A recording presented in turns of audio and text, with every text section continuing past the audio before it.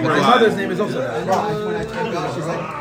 They said it's not it's a Yiddish, it's like Leib is not Arya. You know? I'm just saying. It's Yiddish.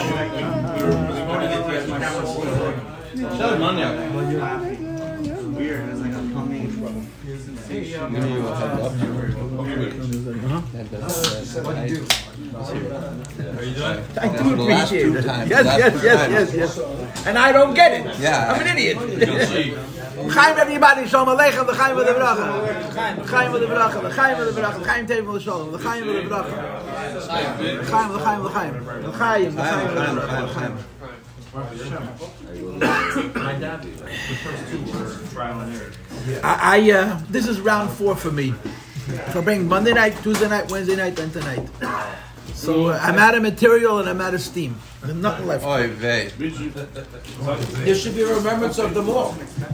Right. So listen. Save the best for last. That's a new energy. It's round 1. Exactly. Having Farbrengen, you got new energy. The part is, I don't like to repeat myself because I get bored of myself. I get bored of myself even when I don't repeat myself, but certainly when I repeat myself, I get bored.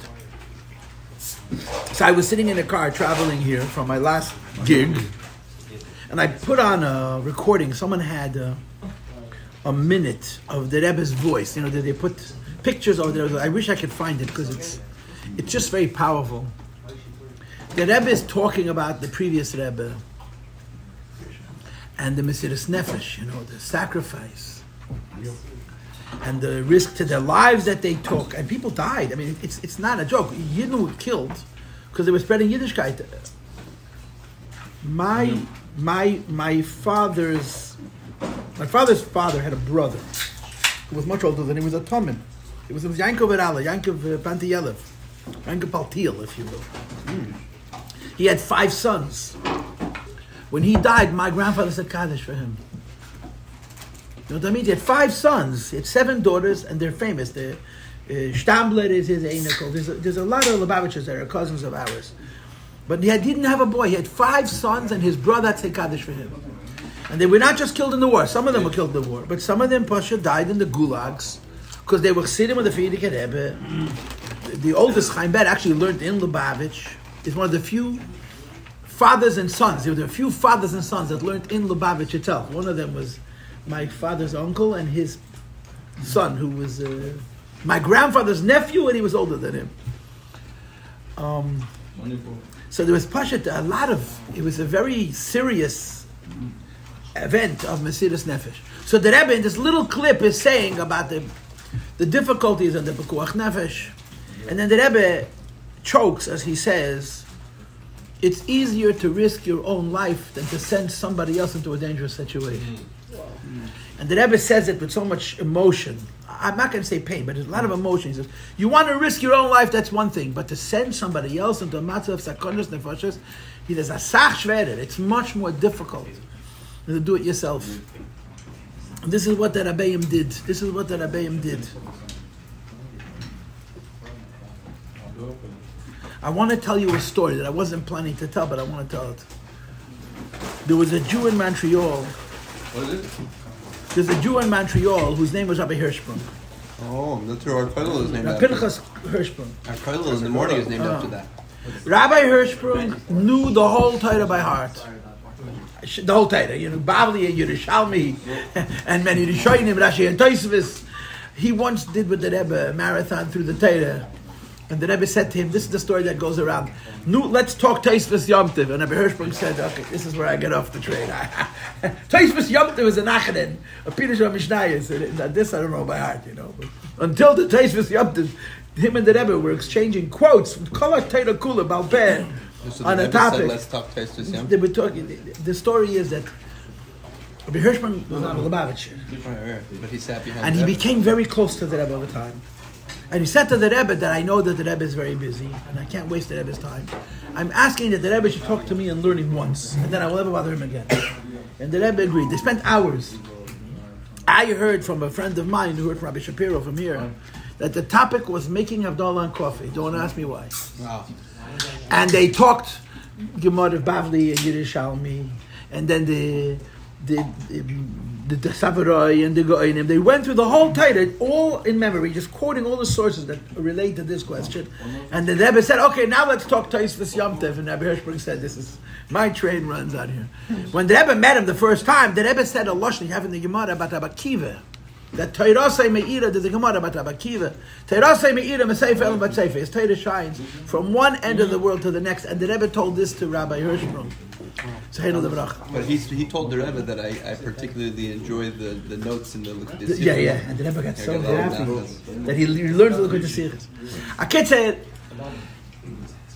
he was invited to visit Romania in the 60s. He was a Frum Rav, an Orthodox Rav.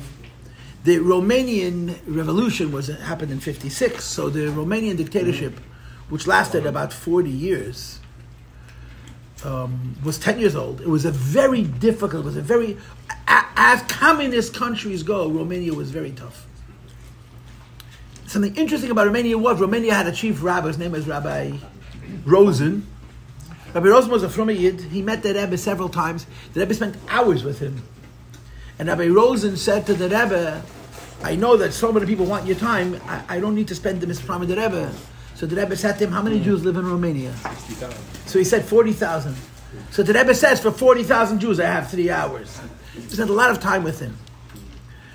And he worked with the Rebbe. The Rebbe actually sent a shliach to Romania.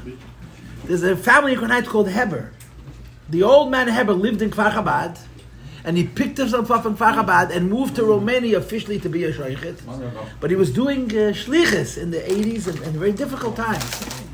Anyway, Rabbi Hirschberg was invited to visit Romania with a whole delegation of rabbis, but it was an invitation from the state, which meant that every step they were going to take was going to be watched. They would not really see the real Romania. They would see the Romania they wanted them to see. And they would, of course, they would not be able to be in touch with real suffering, real Jews. So Rabbi Hirschberg asked the Rebbe if he should do it. And the Rebbe said, absolutely you should, and you should bring along all kinds of holy stuff, and of course, you should forget your tefillin and shul, forget your mezuzah and shul, that kind of thing. Wow.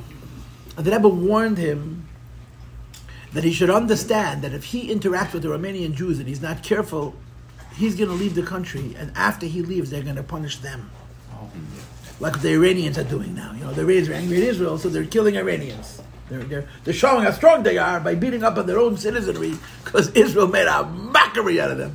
A bush and a chamamish made from them. A shmate. Exposed the tiger for being paper, finally. Anyway, I had to say that. How could I? It's true. It's hysterical. It's better when you say it with the Yiddish. There's 25,000 Jews living in Iran. 25,000 Jews. There's more Jews in Iran than the whole side. That many. I thought it was like 100. No, it's thousands of Jews living in Iran. Anyway, it's a different conversation. So but the Rebbe told me he should go, he should take this trip, but that he should be extremely careful. And when he comes back, he should report back to the Rebbe. So he went. And of course, they were led around by the Gabbai of the main shul. The Gabbai was an agent of the state. And they were showing whatever they wanted him to see, and they would talk to the Jews that they were supposed to speak to. And they went to several cities, but there were moments where they were able to get away from the control, and to meet real Jews and see real suffering and have real conversations. For Rabbi Hirschberg, who had been living in the West by that point for 20 years, it was a very moving visit. A kid said, he came to some shtetl, And remember, it was only 10 years after the revolution. It wasn't 50 years after the revolution. And he met a Hasidic Yid with a streimel and payas. The whole Shmoyne Begam Holavush. His wife was wearing a hat on top of her sheitel, you know, like the meaning of the Chassidim. And he had children with beautiful mamas that came from Yerushalayim. They looked like Yerushalayim. The story made me cry when I heard you say it. And he lived in one of these cities of Romania. He was the only frum Jew in the city. But he was everything, you know. He did the brisson, he did the bar mitzvahs, he did the weddings, he did the lahavdal, the gittin. He buried people, from cradle to grave. He was everything. He got stuck in Romania after the war, and he was still in Romania, you understand? He was still in Romania. And he had done enormous good for the Jewish people, but he felt like he had paid his dues, especially considering the fact that he had children, and he was very worried about his children. So when Rabbi Hirschsprung visited Romania, he managed to pull him aside. Arthur! His name is Avigdor. Avigdor Zev. Avigdor Zev. He's going to say. One second. So he met, this man got him away from the prying eyes of the officialdom, and he told him, I want you to understand, I have lived here since the revolution. I am the everything. I'm the moyel, I'm the sheikh, I do the mitzvah, I do the chasanas. Everything Jewish that goes on here is me. And I have a wife, and I have little children who don't have a single playmate. There's no cheder, there's no garnished. And I feel like I have paid my dues, you know, I've done my job, and I want to leave Romania, I want to go to Israel, I want my children to be around Jewish people. But I can't get out of the country. He says, I know there's one man who can help me get out of the country, and this is the Lubavitcher Rebbe. He was, of course, not the Lubavitcher. Please, when you return to the West, go to the Lubavitcher Rebbe and tell him about me. Tell him the price I've paid and the deeds I've done, and that now the Rebbe has, 10 years I gave of my life to serve the Jews of Romania under Ceausescu. I need to get out. Rabbi Hirschsprung comes back to New York, and you must remember, Hirschsprung knew the Rebbe, had a relationship with the Rebbe. He had numerous conversations in private, and he went to many Farbrengens. He went into the Rebbe, and he reported back on his trip. The Rebbe was interested in every detail in every community and who he saw. You know how the Rebbe used to collect information? He wouldn't give you anything, but he would. The Rebbe knew what was going on everywhere. He had connections everywhere. But he would never give you any information you didn't have. So he talked in circles. You know, so you met anybody? Yeah, and you came to the person who he knew, and he would start asking you questions. You were never sure who the Rebbe knew, but the Rebbe never gave you information that you didn't have. It was one of his tactics. I saw an interview. He was very afraid that he would give the wrong information. When you work with the Rebbe, you knew one thing, that what goes in doesn't come out. That was it. The Israeli Sochnut, they said to the Rebbe, you know, we're on your team, you can talk to us straight. The Rebbe never gave you information you didn't have. Anyway, they went through the whole visit, and it was finished. He tells the Rebbe, now I have personal messages from a number of people who wanted me to communicate to the Rebbe. And he goes through his list of requests and so forth, and he gets to this man, and he tells the Rebbe that I met a Yid, a Pasha Chosid with a streimel and payas and a beard, and his wife is wearing a sheitel and a hat on top of the sheitel, and the children look like they live in Yerushalayim. And he said to me, I have been the Ruach HaChaim of this community for all these years. I have to worry about my children. I need to get out of Romania. The only person who can get me out of Romania is the Lubavitcher Rebbe. I need the Rebbe to help me. So he tells this to the Rebbe. And the Rebbe lowers his head. And the Rebbe constantly thinks for a moment. And then the Rebbe raises his head. And the Rebbe tells him in Yiddish, I don't understand. I don't understand you, he says. The Rebbe the Schwer fleck schicken Yidden in azelche Ereter. The previous Rebbe would actually send Jews to such places. As vet avekfan, if he will leave, who's going to make the brisen? Who's going to be the sheikhet? Who's going to write the ksubis? Who's going to write the gittin? Who's going to help people with all their religious needs and their community, their support? And he finished this whole statement with the words, Wie kennst du bei mir beten, as ich soll ihm helfen nach Reisfahren? How could you ask me that I should help him leave? Those were the words that the Rebbe said. Rabbi Hirschberg knew the Rebbe well. He had met the Rebbe many times. And Rabbi Hirschberg, when he would tell the story, Rabbi Hirschberg said, I didn't meet the Rebbe till that moment. I knew a great scholar. It was a lot of fun. He was great to talk to. He knew Kol HaTorah Kul. He was a great sparring partner for a mind like Rabbi Hirschberg. But the responsibility, Rabbi said, I should help him leave? How could you ask me that? I have an acquaintance who lives in Montreal. And he told me that Adin Steinzatz, all of his Adin Eben Yisrael visited Montreal. And Adin Eben Yisrael, when he traveled, he stayed in hotels. He didn't stay in people's homes. Except if he had relatives. When he had relatives, he would stay by relatives. So this man is a nephew of his or a cousin of his. So when he came to Montreal, he stayed in his house. He told it to me himself. And he said to him, I want to meet Rabbi Hirschberg. I want to meet Rabbi Hirschberg. These are two supercomputers, two goinim. So he made an arrangement that he should meet Rabbi Hirschberg. And he took him. So Rabbi Steinsaltz was considerably younger than Rabbi Hirschberg, Rabbi Adin Eben Yisrael. He came into the house, they shook hands, they started to talk. He was dizzy. He had no idea what the conversation was about. They were talking and learning, and the Torah was flying around. The books were floating through the air. And they talked for a very long time. At the end of the conversation, they turned to talk about the Rebbe. And both these men had very deep relationships with the Rebbe. Rabbi Adin Eben Yisrael was literally a chassid. He wrote on his tombstone nothing. His tombstone says nothing. He opened up the gates of Torah for thousands of people, and he was connected with his whole heart and soul to the Lubavitcher Rebbe. That's all it says in his Matzeva. He wrote it himself. He was really a chassid. Adin Eben Yisrael was a giant of a man. But the Rebbe was his Rebbe. The Rebbe was his spiritual father. So my friend told me that the minute they started talking about the Rebbe, it got very quiet. And they didn't speak. They stood and they stood and they stood and they stood. So finally Rabbi Hirschberg said, we knew his mind. We knew how much Torah he knew. But he carried the entire world on his shoulders. The whole globe was on his back. And this we can't relate to, we can't understand. Anyway, I'm telling this story just to make the point that I wanted to say before. That the Rebbe, I just heard this recording on the way here, that the Rebbe said to risk your own life for Yiddishkeit is a lot easier than to send somebody else to risk their lives for Yiddishkeit. And that the previous Rebbe did that. The previous Rebbe had the authority, had the right.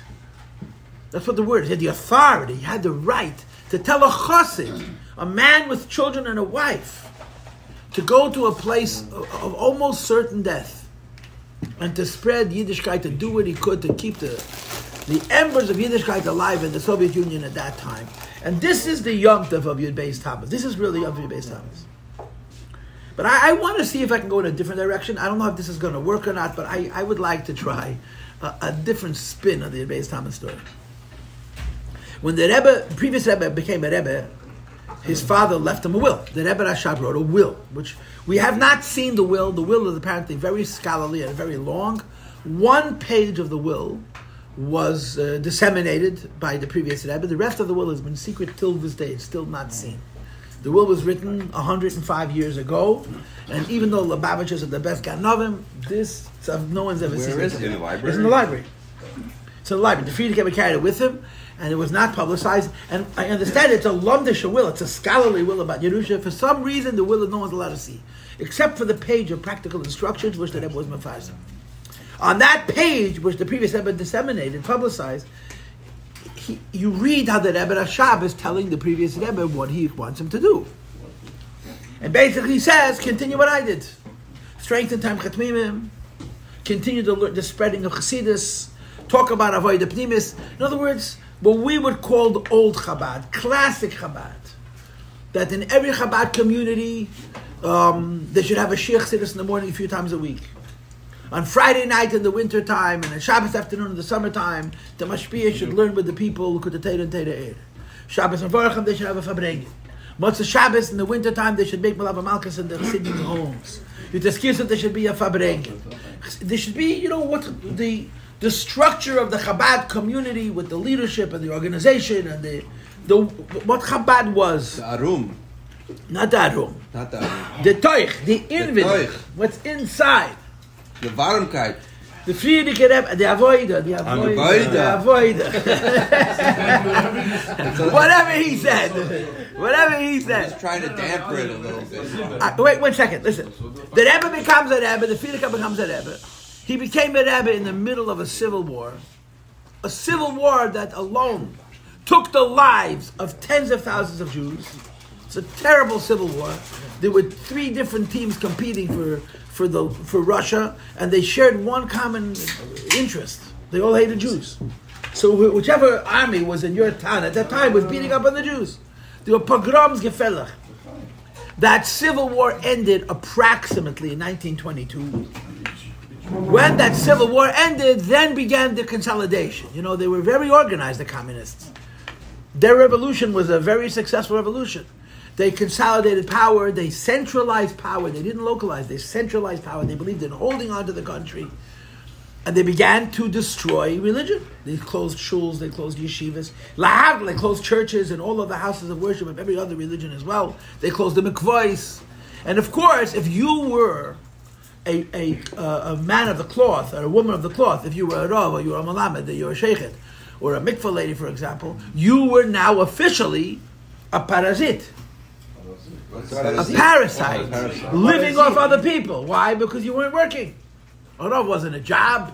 Malamed wasn't a job. That was for the unemployed. So they lost their lost their homes. The Nisrainis were extraordinary. The tests were very great. Those guys give to everybody. 1 second. The Friedrich Rebbe became a Rebbe. The previous Rebbe became a Rebbe in 1920. His father passed away, Motzei Shabbos. His first Maimon Chasidus was the next Shabbos afternoon. It took him 7 days. As soon as Shiva was over, the Rebbe said right away Chasidus. Very different than our Rebbe. It took a year. The next Shabbos said a Maimon. Wow. And he began to do what his father told him. To strengthen the yeshiva and to concern himself with the strengthening of the Chabad communities all over Russia. But it didn't take long for the messages to arrive that everything was falling apart. The Rabbanim started running away. All people of prominence became the targets of the state, and if they could get out of the country, they ran. So, we all know the story. The Friedrich Rebbe realized that there was a vacuum of leadership, of religious leadership. He sent around people to do reconnaissance, to see what's going on all over Russia, and then he began to plug holes. If a Rav left, he sent a younger man on the Lubavitcher. If a Malamed left, a Sheikhet left. And a lot of these men were his students. Tmimim. Some of them were extraordinarily great chassidim. Was this part of the blood pact? The blood pact was made with 9. But he didn't just use 9, he used hundreds. Those 9 were his lieutenants. They were leaders of that How did he justify putting them in danger? Okay, well, that's a different conversation. It's a different. We'll talk about it soon. Who says they have to justify it? No, no, the students. Who says they have to justify it? Anyway, this is the story. So there's a famous quote for the Friedrich Rebbe. There's a famous quote for the Friedrich Rebbe, which is really where I want to go. I don't know how this is going to work, but I'm going to try. That the previous Rebbe said early on in his Nesiyas, Karmi Shalilai Natanti. There's a sefer called Yeshaya. You all have heard of the book of Yeshaya. In the Sefer Yeshaya, there's a famous Shir HaKerem. You know that there's a Midrashim that there are 10 songs in the Tanakh, beginning with Oz Yashir and then Vatasha Miriam, and then you have the song of Shiras HaBe'er, and then you have Azinu. Those are 4 in the Chumash, and then you have Shiras Dvoira, and then you have Shiras David. There are 10 songs. The 10th song is the Mashiach is going to sing the 10th song. One of the 9 songs in Tanakh is called Shiras Yeshaya. It's called Shiras HaKerem. It's chapter 7 in Sefer Yeshaya. And it describes a man who has a vineyard. And he has to tend it. He has to get rid of the weeds, and he has to keep it protected, and he has to look after the grapes. A whole beautiful song. And the spirit of the song is that this guy gets busy worrying about everybody else's farms. And the the most poignant statement in that Perek in Yeshaya is Karmi Shali Le Natati. I saved the whole world. I just didn't do my job. I didn't look after my own vine. I was so busy helping everybody else, I didn't look after my own vine. And of course, when you read it in the Navi, it's a lament. He made a mistake. You know what I'm saying? It's the first job you have to do is the job you were given. And yet, he's going off doing other jobs. So when you read the Shir HaKerem, it's not considered it's considered a criticism that the Rebbe Rayat said it about himself.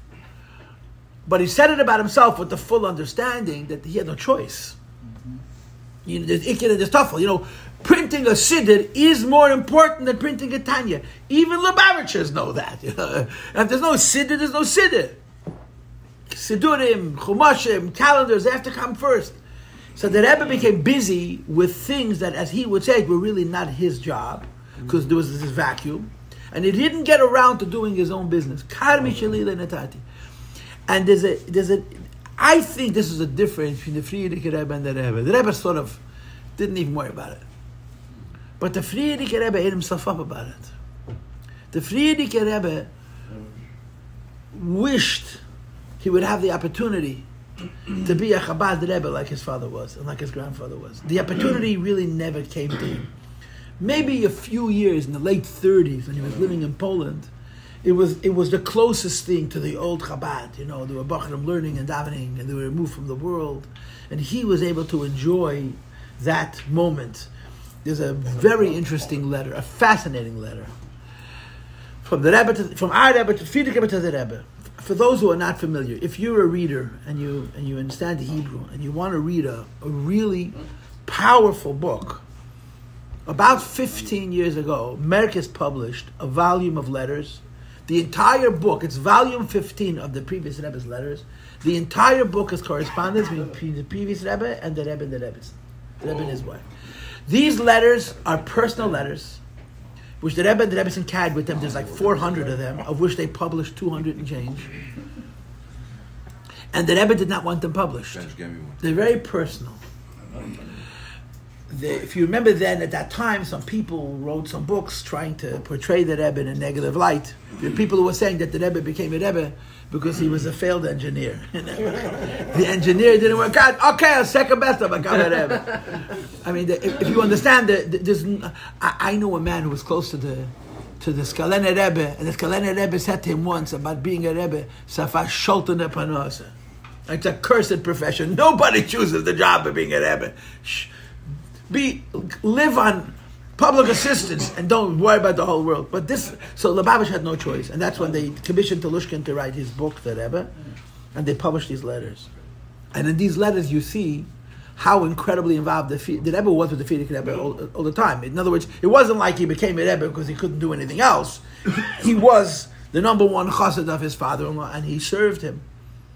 But most of the correspondence is from the previous Rebbe's side. The Rebbe's letters, they have just a few little quotes here and there.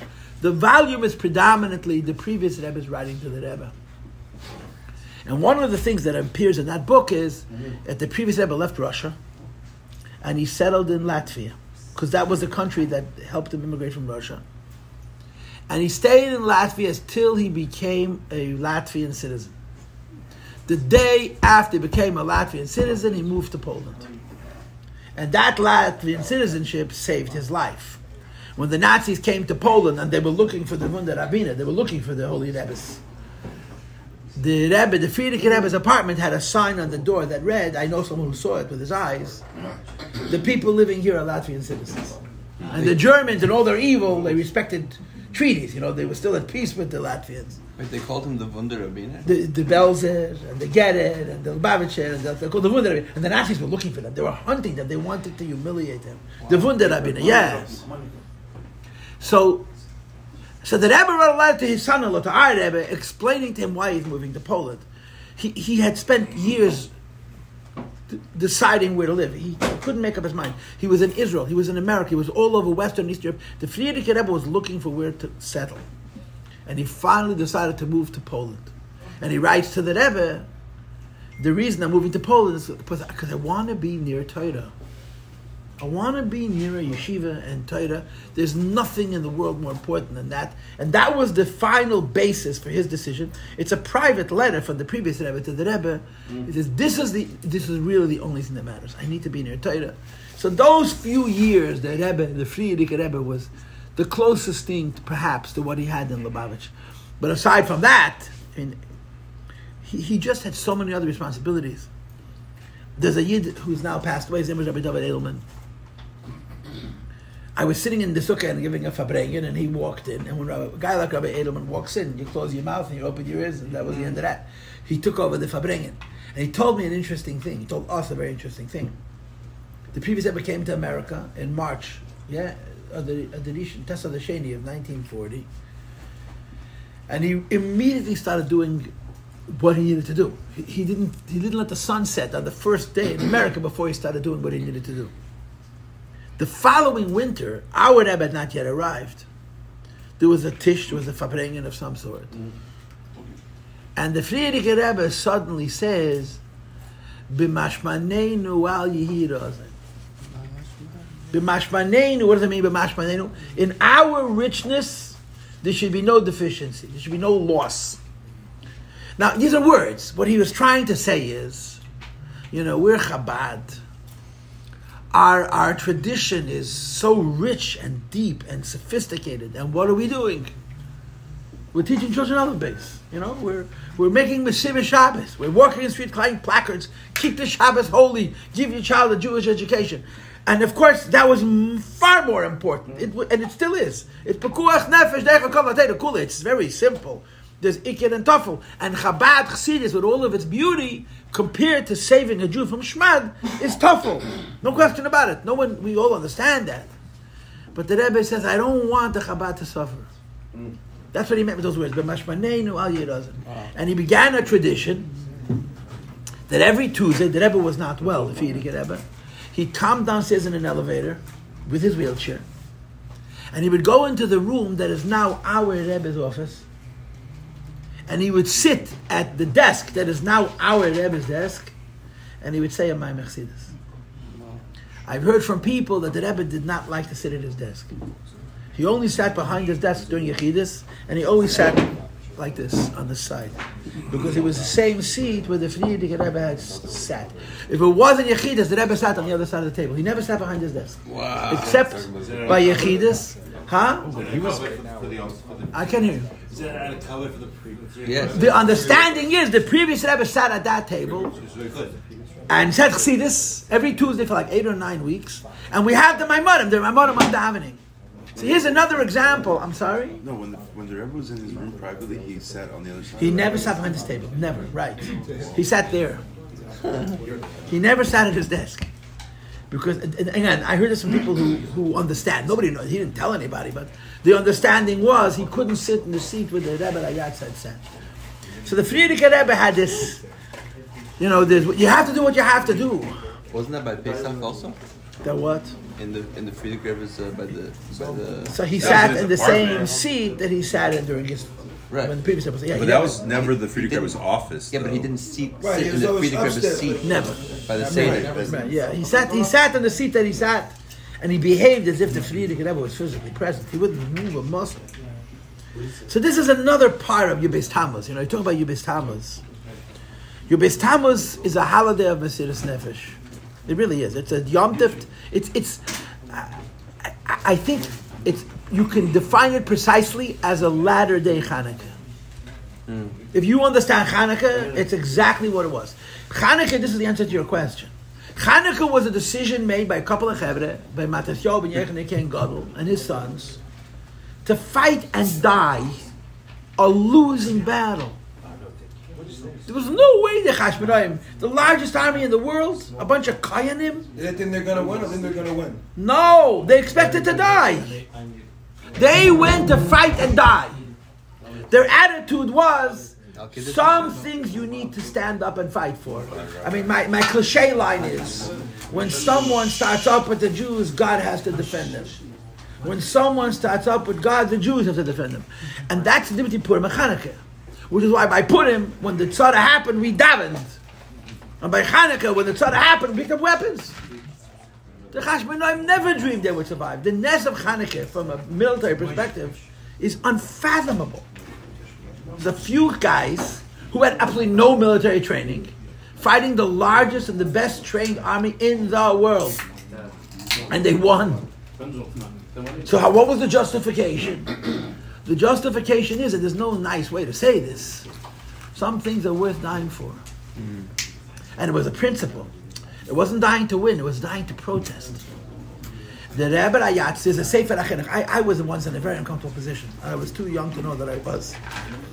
We had in Crown Heights an event, this goes back 33 years. A woman was murdered in her home. It was a few weeks before the stroke. Lapine? Mrs. Lapine. She was literally murdered al Kiddush Hashem. She died to sanctify the name of God. She died to sanctify the name of God. The Rebbe took it so personally. The Rebbe couldn't come to terms with it. The Rebbe was so upset. The Rebbe spoke about it several times. The Rebbe actually said in one of the talks, I better stop talking because something not good may occur. You're talking 2 weeks before the stroke. The Rebbe went to her levaya, and he stood. He was exhausted until everybody passed. The Rebbe took it so personally, that whole ma'aseh. Then I was asked to speak at the Shloshim. You know why? Because I was then 26 years old, and nobody older was crazy enough to take on that job. Like a stupid idiot, I didn't realize that you're supposed to defer, So I spoke for the whole community, Sheikh Abad. Wow. And I had to research it. So I took it to Sefer HaChinuch. And you should take it out, since you asked the question. The Sefer HaChinuch is a masterpiece of mitzvahs, right? The Sefer HaChinuch really is the Sefer HaMitzvahs of the Rambam. It's the same Sefer HaMitzvahs. But the Sefer HaChinuch adds detail and reasons, timing. And one of the 613 mitzvahs is the mitzvah of Kiddush Hashem, in Parshas Emer. Kiddush Hashem means to give your life to sanctify the name of God in public. Kiddush, you see it? L'kadosh Shem Shemayim Barav. So I took out the Chinuch and I read it. And the Chinuch brings what we know from the Rambam, Yeres Hashmad and other places, that there's 5 levels of Mesiras Nefesh. There's 5 levels of Mesiras Nefesh. If it's private, if it's public, if it's spiteful, if it's for pleasure, there's all kinds of rules. But all 5 levels have parameters. You can die under these conditions. There's always a point we say, no. You live and you don't die. So the Sefer HaChinuch brings this down. And then he writes, there are certain personalities, and he gives the example of Rabbi Akiva, who know when you have to break all the rules. In other words, even the halachic rules of when you're Meisei Nefesh, HaKiddush Hashem, G'dolei Yisrael, and people like Rabbi Akiva, they have the authority to say, the Mesiras Nefesh doesn't have any borders. And that's what the Frierdiker Rebbe did. That's the only answer. The Frierdiker Rebbe had the authority, the moral authority. He was a big enough tzaddik to take the responsibility, and not just of putting his own life at risk, but everybody else's life. Say you go down. Yeah. Well, he didn't say that, but that was... He told the guy to do the bris when he did that tomorrow he's going to have to get a different mile. And he sent another mile. But I want to, like I said, so Yud Beis Tammuz, we have a Yom Tif. But everybody was connected to Yud Beis Tammuz. I'm sorry? All the guys that went to Mesiras Nefesh, the help them get it up. Did you ever say the mimer? None of them were part of the nest. Nobody was hurt. None of them that was involved in coming out and helping the Rebbe. Right. But so many Chassidim died. I mean, that's in the previous Rebbe's personal story. Yeah. People were not hurt. But you know how many Chassidim lost their lives? They have no idea. Before the Rebbe Rashab was the Salik, did he tell? Wasn't there like a warning to the Frierdiker Rebbe that you're gonna live a very difficult life? There was much more than a warning. From the time he was 15, his father was raising him for this. The time he was 15. But anyway, I don't want to talk about this. I want to talk about the other side. The previous Rebbe always said, but still, we could not do what our business is because we had another business.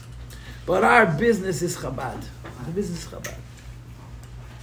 And this is I think I think this deserves attention in Yibis Tammuz. Maybe I'm wrong, but like I said, I'm all Farbrengen out. I did all my speeches. I'm out of material. So I want to see if we can have this Farbrengen. You know, the previous Rebbe and our Rebbe saw a circumstance that required action. And this action had to come before anything else. So they put aside what really was their purpose in this world to do it. But they never gave up on that purpose. They simply said, we can't do it, but we're still Chabad. We're still Chassidus. We're still everything that Chabad inspired and taught and preached and believed. But unfortunately, there's something else which is supplanting it. But we're not giving it up. We're still Chabad. And I want to have this Farbrengen. I want to try, okay? I can't have it without you. I'm not going to do a one-handed clap, you know what I'm saying? But this is another version of Yibis Tammuz, you know? I don't want to say what would have been, but I just said it. Because there's nothing as what would have been. What it was meant to be is, you know, the Eibishter runs the world, the Eibishter wanted these in Yonim, go figure out what the Eibishter needed all these Yisudim. But that's not the question. The question is a relevant message for us now. I think the relevant message for us now is that I better stop talking so we can sing a Chassidish Niggun because I'm getting a little carried away. My grandma passed away 2 weeks ago. She's from the Soviet Union. This is your father's mother? My mother's mother. Her mother died when she was 5. Her father was drafted to the Red Army. He was shot in the eye. She was put in an orphanage. So her neshama, she had a very difficult life. Her husband passed away when she was 40 years. She moved here. She became a plumbing engineer for commercial buildings. Not speaking the language, and her family followed in the Rebbe's ways. And she was happy.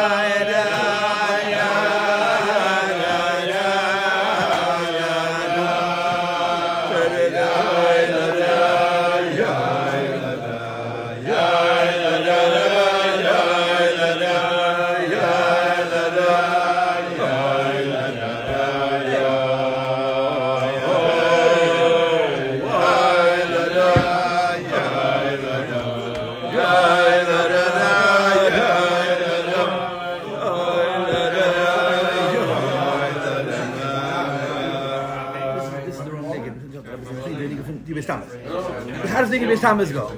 I'm singing it all day. You Bis Tammuz Nigga, no? How does Nigga Bis Tammuz go? It's more limited.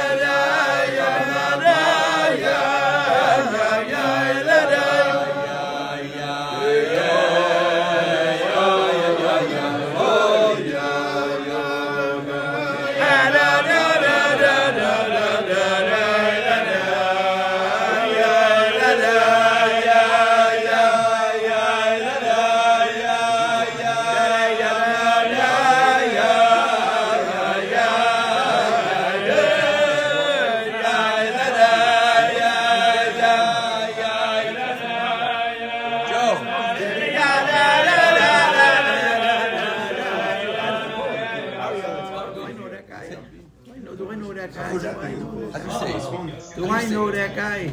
Yeah, of course you do, Brody. Do I know that guy? No, his name is Newman. It's Brody. His name is Newman. His name is Newman. Maybe that's how he went by. His name is Newman. Did he go by Newman? How we doing? Coming down. What, he was in your yeshiva?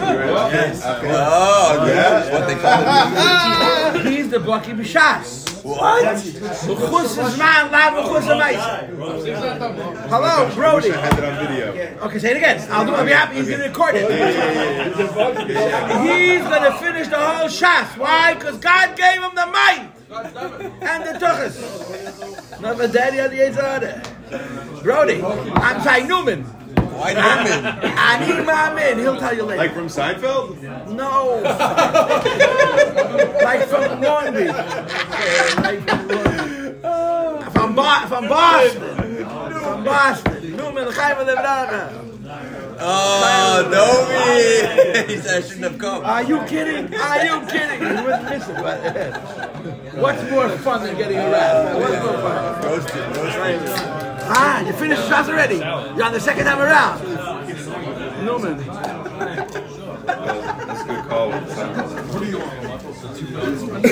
Newman from Seinfeld. I don't even know who Newman from Seinfeld is. I know Seinfeld. I don't know. It's not such a compliment.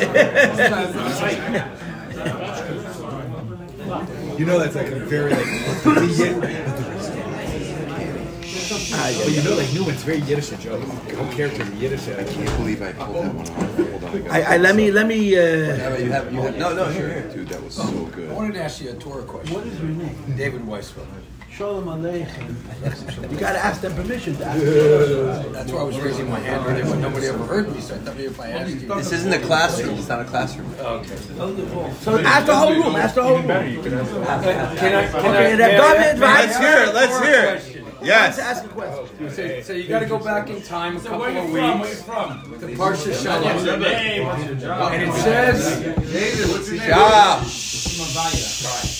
David Weisfeld. Hi, everybody. Hello, Dave. I'm from McAllen via Texas via Hawaii. I came to Houston. I came to Fort Lauderdale today. But anyways, that's another question. So here's the question from Shalom. It says that Caleb and Joshua got the other spies' lands. It says they lived on their lands. So, but how did that work? And I know that the land was divided a few ways. Those that left got an allocation. Those that arrived got an allocation. They got a third allocation because they got the properties that were forfeited by the other 10 spies. But nowhere does it say how did that actually work. We divided the land by families, the tribes, and then by the size of the families. I have a very serious question to ask you. Is that your biggest problem? It was my problem from 2 weeks ago. Is this your biggest problem, my brother? I struggle with my You Torah. are so lucky. I was about to say that. So the first answer to your question is, I have no idea. Great. The second answer to the question is, what you're saying is correct. Because that would mean that he would get 12 little pieces. He would get 12 little pieces, one in each shape, which of course he didn't get. But he got the whole city of Hebron. Well, that was Caleb. Right. But that's because he went there. That was a different No. It was part of the same cheshbon. He was given one piece of land, but a far larger piece that he was entitled to as an heir to the land. Because that's how it was redistributed. So you're going to say, so how do they deal with the real estate that he didn't get to the other tribes? These are technicalities. But that's the fact. That's the answer. He got a very, very large piece in one place. What does the Rebbe say? The Rebbe says that by Chassidus of Farbrengen you should worry about Avodas Hashem. Thank you, Rabbi. God bless you. Nice to meet you. Nice to meet you. Hello, but wait a second. Come here, young man. I have to ruin your life too. Business card. Business card. Please check me out. Visit my website. If you have any questions, we can send them to me, free of charge, and I'll try to answer if I have time. So you have to bend down. I did. That's my problem. What's your name? I met you before, right? Yeah. Shalom Aleichem. Where's your shred? You didn't know that I've been answering your father's questions for 15 years. I just asked on the chat. He didn't know. You know, I have to. He didn't know. Well, I know what. But your father's been in touch with me for 15 Every week they're talking in 15 emails. years? For a long time. 15 years? Not 15 years, but a long time. 15 years. 15 years maybe. Look at the tailor. Since I've been in yeshiva. L'chaim, everybody. L'chaim, everybody. Since I'm 18. I'm 31. 12 years. 13 years. He just learned the Benji. Benji's the scholar of the seven. Guys, we're in close to the Farbrengen chat. That's Farbrengen. Should make this every week. Amen. Maybe we'll get Yossi Paltiel, Rabbi Paltiel, a winter choim here. How do you say it? A dacha. We'll get him a dacha. He anyways ends up here. You end up here anyways for 2 weeks every other week. But then I go back and I teach. 2 weeks every other week. You just one of the Morty. Who's more? Morty Finer, Morty Finey. Oh wow. Who did this? Who did this? Okay, l'chaim everybody. L'chaim everybody. Will, make us three. Make us three. I'll commission that. Seltzers, all these. Topeka. I got $5. Okay, I'm stepping out on a limb. In other words, everything I say from now on is likely to be not true, but I'm going to say it anyway. It's likely to be not true. There's a chassidus that's called Ger, Gur. Ger is a big chassidus. It's one of the biggest in Israel. It's one of the biggest chassidus, and maybe it's the largest. Is the longest Sad de Gur? No, Sad de Ger is a whole other thing. Sad de Ger is Russian, Ger is Poland, this is Russia. It's a whole other thing. They're different in their culture. They had the question. The Gera dynasty goes back to Rabbi Shemir. There was a Talmud of the Kotzker. Gera Chassidus is very large. I heard from people who knew that in the good old days in Ger on a Yom Tif, a Pesach, a Shavuos, a Sukkot, there were between 40 and 50,000 Ger. I didn't see it. The Kotzker, the Mendele Kotzker. I read the book of the Kotzker. Give you the new original. In Yiddish or in English or in Hebrew? I want to have the Hebrew. Give me the original. When you can find it, just tell me where to pick it up. You don't have to send it to me. I'll give you the English maybe. Okay. So listen. The Mendele Kotzker, for those who don't understand the history, was what they would call in the Soviet Union a counter-revolutionary. The Kotzker Rebbe was a major thorn to the Hasidic culture, the Hasidic establishment. But for a very, very good reason. And it's a beautiful story. It really is a beautiful story. The Heilige Baal Shem Tov came along. The Holy Baal Shem Tov came along. And he made a revolution. He challenged the status quo, right? He tipped the apple cart. He criticized not the fringe. He criticized the leadership, the establishment, based on the idea that we've become too comfortable. You could go back to the times of the Baal Shem Tov, especially in Lithuania, especially Lithuania. There was so much Torah, you have no idea. It was a very religious world. It was a world filled with Torah, filled with Yirah Shamayim and so forth. But there was a "don't bother me and I won't bother you" culture. There was a complacency. There was a normal to it. And the Baal Shem Tov came along to say, normal is mediocre. There's got to be a fire. And the fire means that you need to be the individual who's, to use plain language, you're serving Hashem with truth. You're not serving Hashem with your community standards. Emes. And of course, this is one way of explaining, I'm not saying it's the only way, why the Misnagdim was so reactionary to Chassidus. Because Chassidus was challenging them. It was an affront to their integrity. People learn Torah day and night, and they come along and say, saw it, okay? How Chabad saw it is a different question, but that's the lens that the Mendele Kotzker looked through. And Chassidus was extremely successful. For those who care about history, the golden age of Chassidus ends in the 1860s. But you're talking from the 1860s, from let's say 1740 until 1860, 120 years, all over Eastern Europe, Chassidus was a fire. It swept the world. Thousands and thousands of people were swept away with the fever of Chassidus. What was the fever of Chassidus? We're going to be real Jews. Not that the others weren't real, but we're going to have that fire where we're not going to have a beautiful culture that's very religious, but complacent and established and fixed. This was the way that Mendele Kotzker and his predecessors, whose name I'll mention momentarily, saw the Hasidic revolution. And what happened? We created a new normal. Chassidus became what it fought against. After 2 or 3 generations, Chassidus became established. But now we do other things. We have funny hats. We eat food with our hand. We sing songs. We dance. We sit around. We get shaky. We dance on the table. But all of that became the new normal. You understand? In other words, the fire, the bren, I'm an individual and have a personal relationship with the Eibishter, and I need to, and have a hunger for more.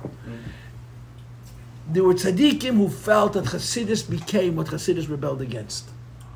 You understand? The personality that represented the status quo more than any other was the Chayze, Rabbi Yitzchak Yankov HaLevi Horowitz, the Chayze Melublin, you heard of him. And his opposition was his own disciple, who's called the Yid HaKadosh Mipashische. Yitzchak Yankov HaLevi Horowitz are the same name.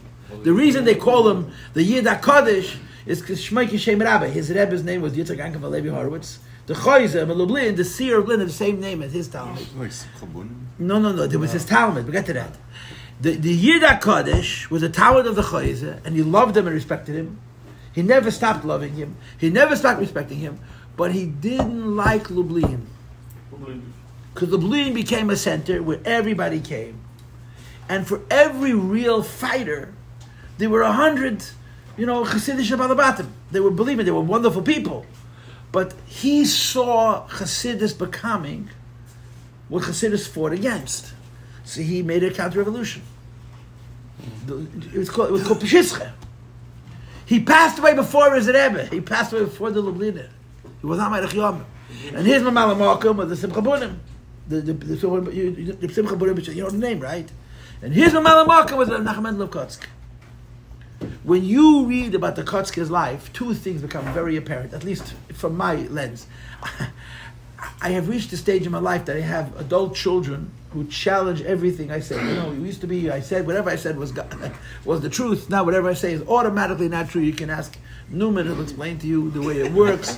Whatever I say, I sit at my Shabbos table, I make a statement, so one says, Ty, you're wrong for this reason, so then you start arguing about why I'm wrong, and I keep quiet and watch them fight. It's delightful.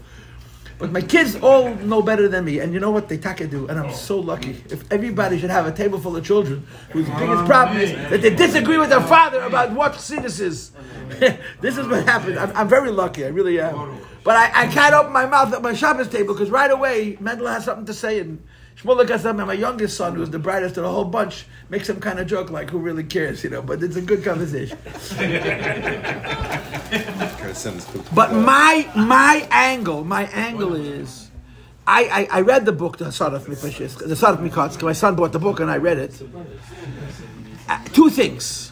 The Kotzker Rebbe was an incredibly successful man. The Menachem Mendel of Kotsk was extremely... All the real great Chassidus until the Holocaust in Poland were his Talmidim. Wow. The Gerer and Alexandre. All the great Chassidus until the Holocaust were the Talmidim and the Kotzker. Sakhachev. And in his mind, in his own mind, he was an abject failure. He set a bar so high. That even tzaddikim couldn't meet it. There's a whole story about the Kotzker isolating himself. Part of the explanation for why the Kotzker isolated, because he said, I failed. His Talmidim were such big tzaddikim. They were such serious servants of God. And of course, one of his Achilles' heels was that they were going to be Lomdim and Nigla. He didn't this business, I'm busy davening. The biggest oivdim, they davened all day long, they had to be go'edim and nigla, otherwise he wouldn't turn in that direction. The Kotzker was an extremist in every way. He was extremely successful, and in his own mind, you understand? But wait, listen. There's no one is going to debate that the Kotzker was a radical. The Tzemach Tzedek said about they were co-generationalists. They lived at the same time. Rabbi Menachem Mendel of Kotsk passed away in 1864. The Rebbe the Tzemach Tzedek passed away in 1866. They were the same generation. Mm-hmm. And they knew each other. They corresponded. They were very different types of people. You said the Kotzker Rebbe knew? They knew, yeah, they knew the Tzemach Tzedek. How are they similar?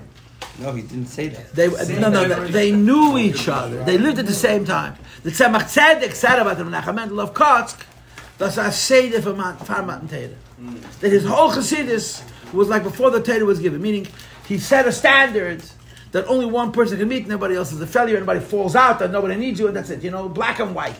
There's no gray. Does it share anything about their altercation when they met? Shama was supposed to come generations before, and he told Reb Nachman Yeah, but that you should have come much between later. Reb Nachman and the rest of it, and there was a machlaikis. Yeah. It's a machzedek in the custom time, machlaikis. Remember machlaikis? They spoke about each other. The Chassidim got along, you know. But when the Kotzker passed away, his students continued his traditions. None of them was radical as he was. It means middle of the road. Community means a bunch of people belong. Emes is so personal. So Chassidus it really is. You know, the Chidush Arim, his relationship to the Kotzker Rebbe is absolutely incredible. All of his children died before him. The Chidush Arim had 13 children. They all died before him. You know what they died before him? A Kpeda of the Koznitzer. He was a tower of the Moshe the Koznitzer. He went away from the Koznitzer Maggid to the Kotzker Rebbe. And the Koznitzer kept on asking, "Wie is it Shemaya? Where is it Shemaya?" Nobody would say a word. And after he asked the question a bunch of times, he said, "He ruined for so many Shabbosos for me, and I'm going to ruin this story you're not supposed to tell in public. I will ruin this minute." Every one of his children died during his lifetime on the Shabbos. He took his Pishalach Eineklach to the Kotzker. Little kids. And the Kotzker was hiding in a closet. He didn't come out. He was such a chassid, you know. And I don't know if he's called a Mamalamokim or not, but he's certainly one of the representatives of that approach. Which is why, you speak to Gerach Chassidim, I don't know what kind of Gerach Chassid you speak to, but I remember Gerach Chassidim who were proud of the fact that they had a charifus, you know, that they had that sharp wit. They see themselves as the successors of the Kotzker. The consequence of this was, this is hearsay, I've heard this from people, I've never read this in Sfarim. Ger had an element of Toyu. How many Rebbes did they get? The first Ger Rebbe was Chidush Rebbe. The second Ger Rebbe was his grandson, the Sfas Emes. The third Ger Rebbe was the Imrei Emes. The Imrei Emes, his name is Bavar Mordechai, he passed away in Eretz Yisrael in 1948 during the war. By the Shuk. Yeah. His three sons succeeded him one after the next. The Beis Yisrael, Reb Simcha Bunim, the Lev Simcha, and then the Pinchas Menachem. The current Rebbe is the son of the Lev Simcha. So it's 5 generations. Was the Kotzker a Talmud of the Maggid? The Kotzker was a Talmud of Reb Simcha Bunim, who was a Talmud of the Yid HaKadosh, who was a Talmud of the Chayzer, who was a Talmud of the Rebbe the Melech, who was a Talmud of the Maggid. It's a lot of generations. So Ger had a radicalism to it. What was the radicalism? The same as Lubavitch. 2 o'clock in the afternoon, guys are putting on their phone. What was the cheshbon? I was getting ready for davening. Because that's how it was in Kotzk. You didn't daven when the clock came up. You daven when you were ready. You know, there's this honor shir maisis. This is the wonderful story. There was a Yid whose name was Rabbi Akiva Eger. I would imagine you heard of Rabbi Akiva Eger, yeah? He had a son whose name was Rabbi Leibel Eger. Rabbi Akiva Eger was not a misnagid. Rabbi Akiva Eger met the Mittler Rebbe. Rabbi Akiva Eger was an Edel at Tznias Yid. He was the father-in-law of the Chassam Sefer. You know how much old he was in the Chassam Sefer? 1 year. The Chassam Sefer lost his first wife. He married Bezivik Shed. You know what the Shatchen? Rabbi Akiva Eger's brother. Rabbi Akiva Eger was Sachakal. They were the same age, but he married his daughter. Bezivik Shed. They had children together. All the famous Sefers are for Rabbi Akiva Eger's Eineklach. Rabbi Akiva Eger was a Rabbi Akiva Eger was a tzanua. Rabbi Akiva Eger was, in the language of he was a gon adir. The greatness of Rabbi Akiva Eger, the Mittler Rebbe said that there's nobody alive today that can reveal how great a gon Rabbi Akiva Eger is. But he was a tznius yid. He was a chiddush bittel yid. He was a humble man. And this phenomenon ka'ar, do you understand that? Bittel yid. I don't know why Rabbi Akiva Eger came up. Why did I mention Rabbi Akiva Eger? You want to say story of labels? So Rabbi Leibel Eger was a big misnagid. Rabbi Leibel Eger, his son, was a critical chassidus, and he still believed that chassidim belonged to a kat, that they're not religious Jews, and they're chutz lamachan and the whole thing. His son was a Kotzker Talmud. He ended up becoming a chassid. Reb Shlomo Eger. It was terrible. The father and the son and the grandson was gefährlich. So Reb Shlomo Eger becomes a chassid to his son Reb Leibel Eger, and he said to him, "I'm being goyze begzeiras kibud aveim, that you have to invite your son to spend the Shabbos with you. You have to host him for the whole 25 hours of the Shabbos has to be by you. So Rabbi Shlomo Eger was led to Rabbi Shlomo Eger. I can't stand your guts. He said Shiva for him.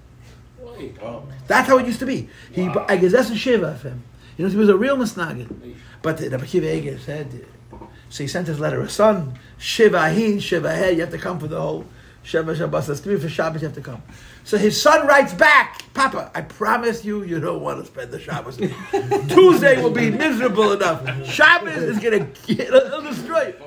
So he says, listen, I'm not interested in having you. It's kibbutz of aim. My father said Shabbos is Shabbos. So he showed up for Shabbos, the same again. But again, you must understand.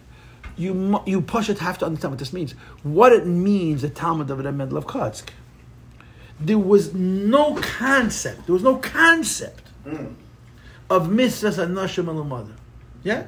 I just ate crackers. I made a mezainis. How many words is Baruch Atah Hashem Elokeinu Melech Eloah Beidei Mini Mezainis? It's 9 words. How many times have I said mezainis in my life? I don't know, 10,000, 20,000, 50,000, 100,000, I don't know, a lot of times, yeah? So did I think what Baruch means, and what Ata means, and what Hashem means, and what Elokeinu means, and what Melech means, and what Oila means, and Beidei means, and Minei means, and mezainis means? No, I didn't. I'm admitting. Forgive me, Father, for I have sinned. You understand? I made a bracha on the crackers. I said all the words. I probably said them in order. I probably said them slow enough for them to come out clearly. And I thought, yes, I'm making a bracha by eating cake. But in Kotsk, you didn't make a bracha unless you focused on the bracha. Finished. I heard from people who knew Reb Shmuel in America. Reb Shmuel Levitten Asher Yotzar. 5 minutes. And the guy was old. He went to the bathroom a lot. Asher Yotzar, 5 minutes. Do you imagine every time Asher Yotzar takes 5 minutes, you're going to stop drinking water for the rest of your life? I heard that was the reason they called the Yiddish Kaddish the Yiddish Kaddish. Because Asher Yotzar? No, because every time he did something, it was for the first time. Right. See, but this was the derech. The Mendel of Kotsk created a whole movement of Talmidim. Hello, I need your attention. Who, their whole idea was, I'm a servant of God. There's no such thing as saying a bracha because I got to eat crackers. I'm talking to the Eibishter. I'm thanking him for his food. How can I not pay attention? So by the time you got, to eat the food disappeared. The sheikh was baking a bracha. The chicken ran away. But in Kotsk, this was our iker. In other words, if you came to the fact of life was the average guy could not be a Kotsk chassid. You have a nervous breakdown. The only people who could last in Kotsk more than 10 seconds had to have very strong brains, especially physically very strong. They had to be tough as nails because the pressure and the demand and the standards was extremely high. Rabbi Shlomo Eger was a Gadol B'Yisrael. He was the grandson of Rabbi Kiva Eger. So he became a Talmud of the Mendel Kotsk. Now his father invites him for Shabbos. Now what happens on Friday night? I'm asking you a question. What happens on Friday night, huh? Your wife makes benches licht, and if you're a nice guy, you stand there, want your bench licht, you take the matches away so she should think that you love her, and of course you do. 1 second. 1 second, yeah. Then you run to shul to get in shul on time for mincha, before shkia. And you say, Haidu Paschal, I don't know what you do with. You have mincha with a minion. Then some guy says a sicha, you talk good for a betelim or whatever. I don't know, everybody has different minhagim. Then you daven ma'adev and you sing the beautiful L'chadoidi and everyone sits there and thinks the malachim are flying around. And when the L'chadoidi is finished, you get through ma'adev, you go home, you make kiddush, Shalom Aleichem, Meishaschal, you eat, and then you go to sleep. Why? You get up in the morning. They've been davening. So the Rabbi invites his son for Shabbos. And his son warns him, I'm telling you, Papa, this is really not going to work out. It's going to really, there's going to be a culture shock like you never saw. Kommt out of Shabbos. So they go to shul. Their mother benches licht. And they go to shul. And they daven mincha. So the Shlomo Eger davens mincha. Then there's a little bit of a break. They're very frum about this manim. Kabbalah Shabbos. And the Shlomo Eger starts pacing the room. What's he doing? Pashatati askateinte echachi al bishana, I want to go away from weekday, and I want to go into Shabbos.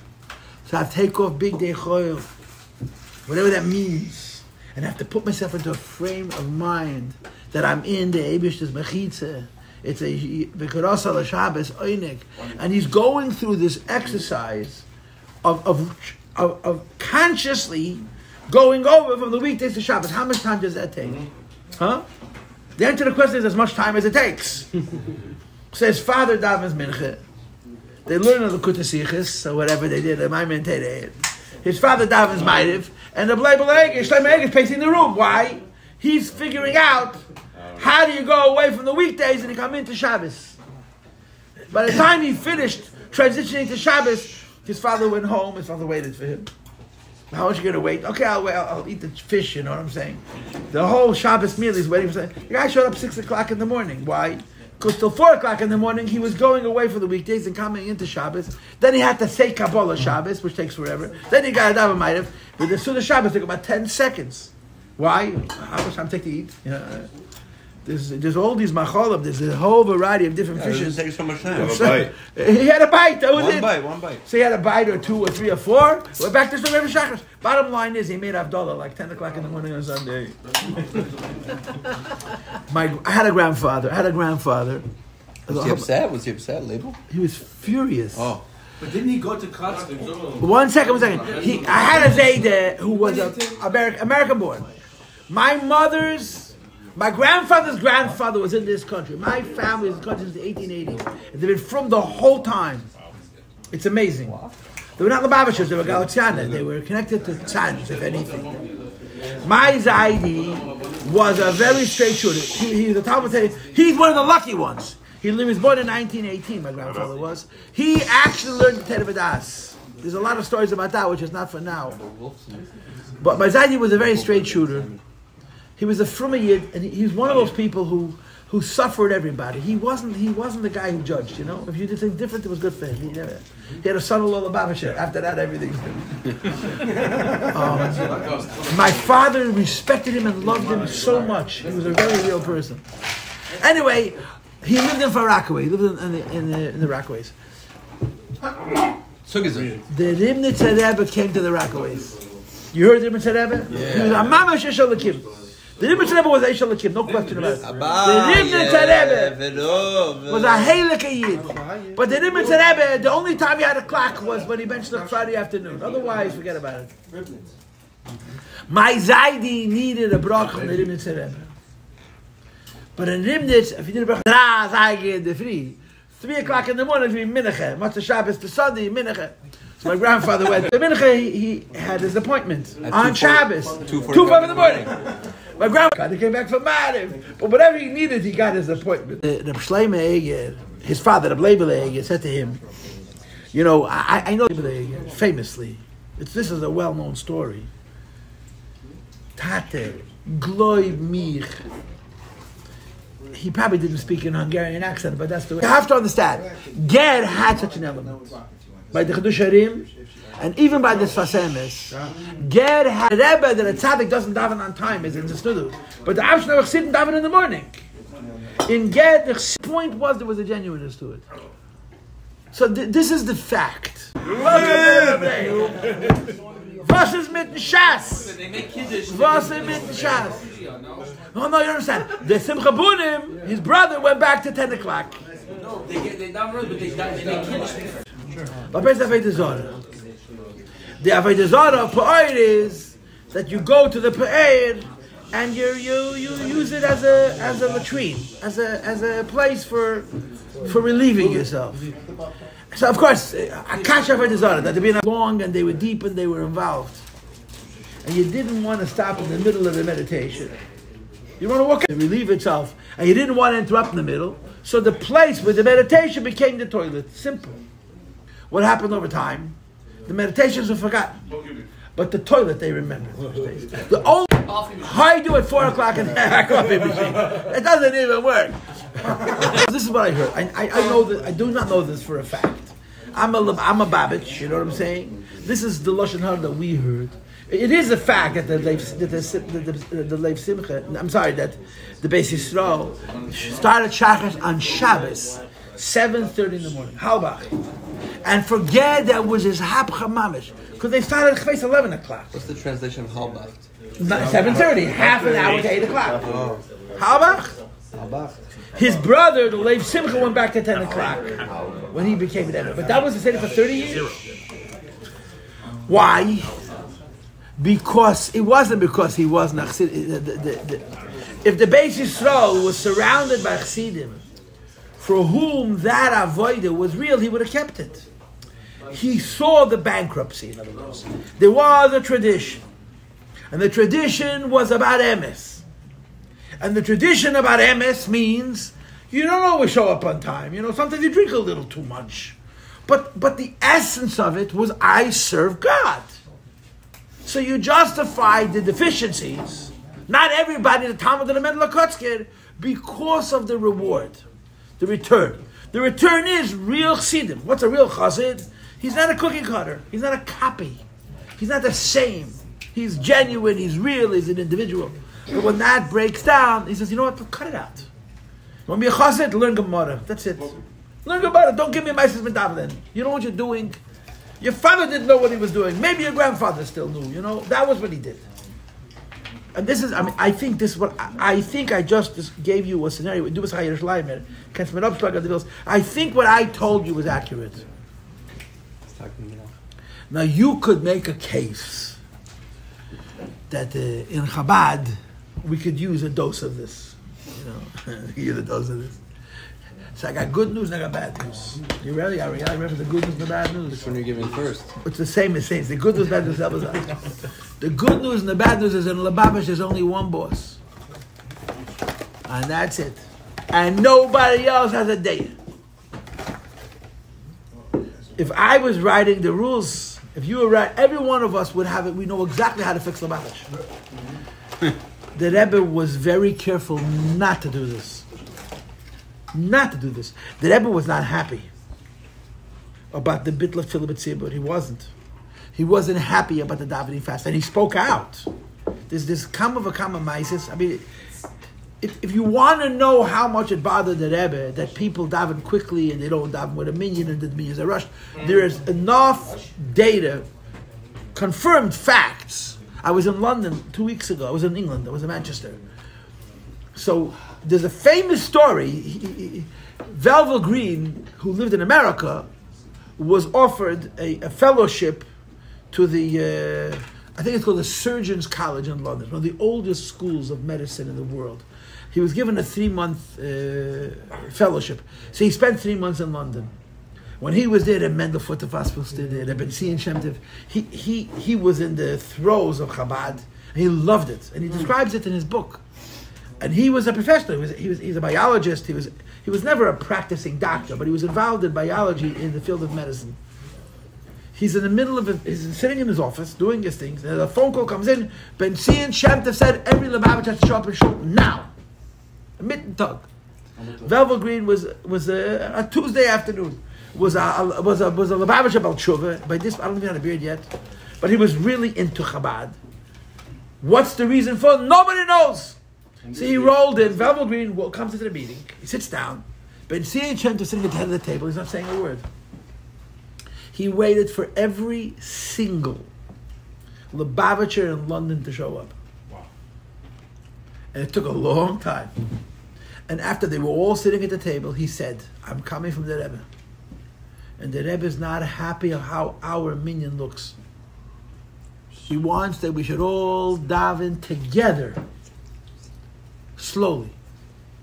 It can't be that some guys start earlier. I mean, you know how Lubavitcher minyan looks.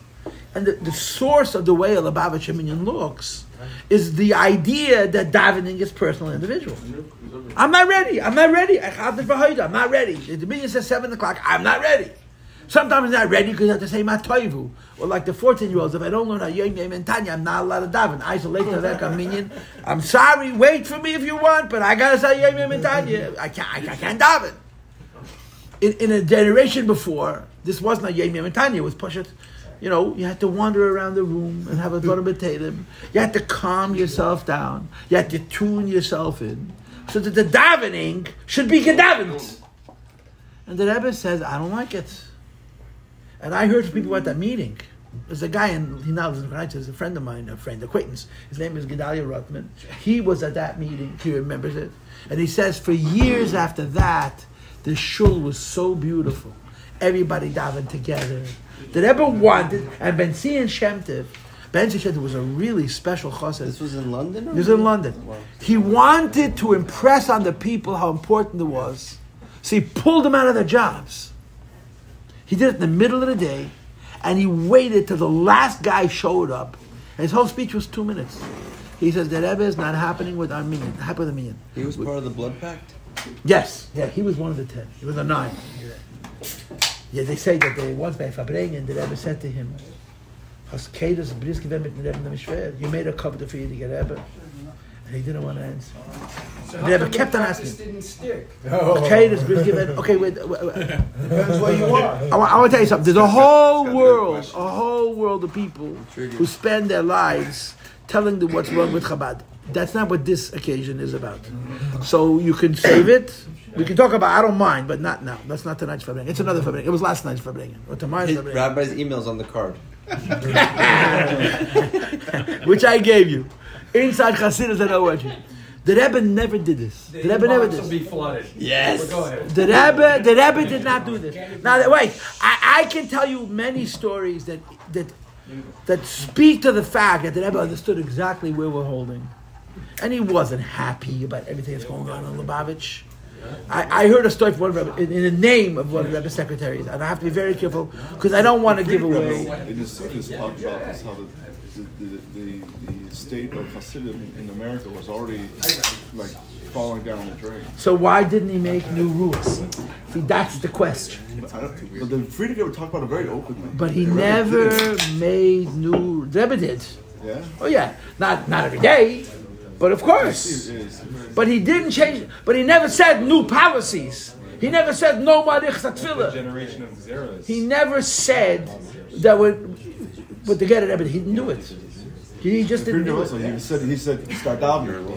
It's a stick up, but start davening. That's what he said. Anyway, but so, let me get to my point.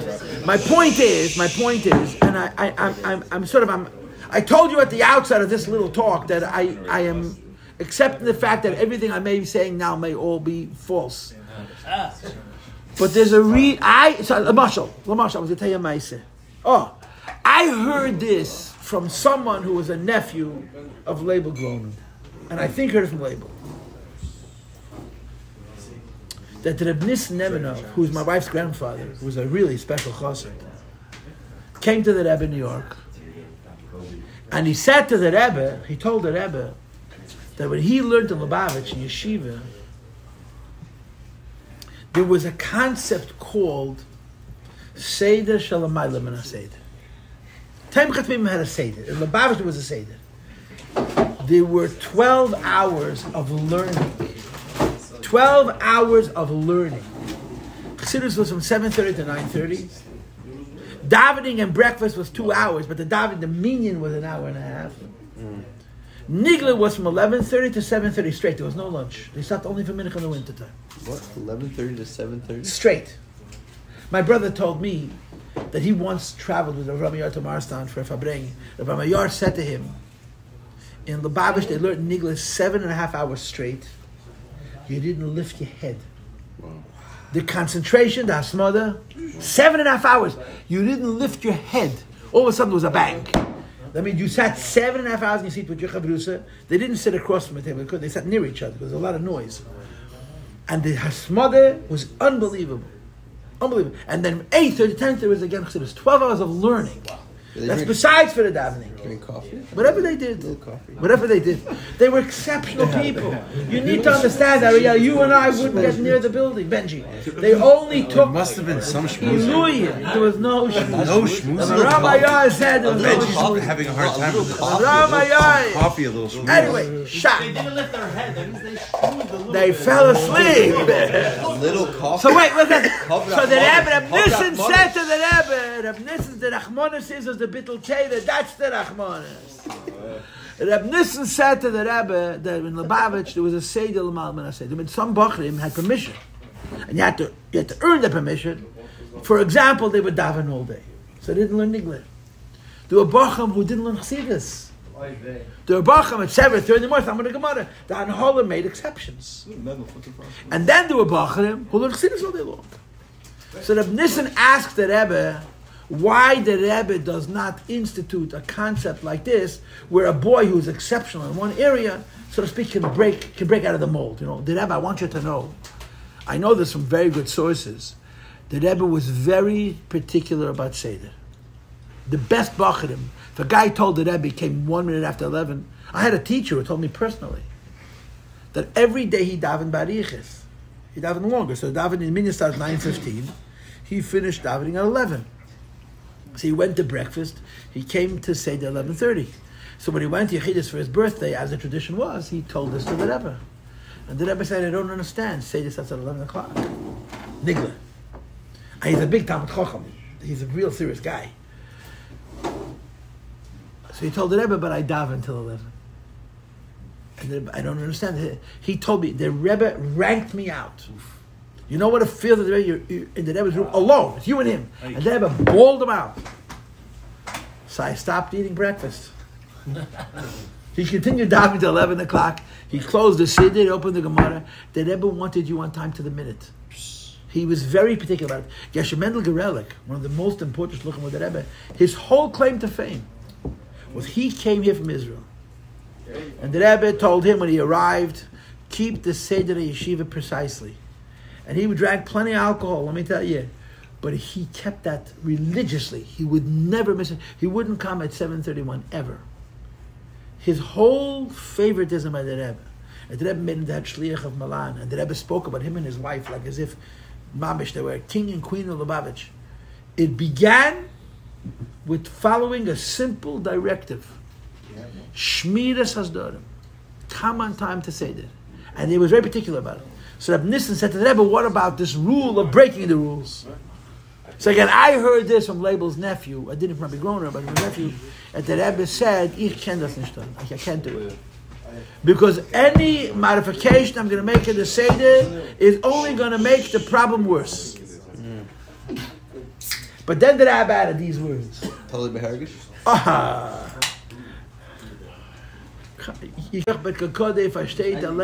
Which means in English, I will not make a policy of breaking the order because it'll only make it worse. But if a boy has seichel, he'll understand himself what he needs to do. But I'm not going to advocate it. That's totally behergish. That's totally behergish. That's totally behergish. Totally behergish means good morning, good afternoon, good night. No, it doesn't. Whatever you want. Okay, whatever. Understand B'Seichel, not to say Tafsir and Gimel Tammuz. What can I tell you? I want to get back to my point. My point is, Rabbi Yisai, the Rebbe could have done what the Beis Yisrael did, and he didn't. He didn't. And my proposal is, and this is what I want to take. I want to take this Farbrengen in this direction. Like in the olden days, Yerushalayim, the fear of heaven, the precise of Akiba Mitzvah. The Rebbe didn't want to make a new Lubavitch. He wanted to add to the old Lubavitch.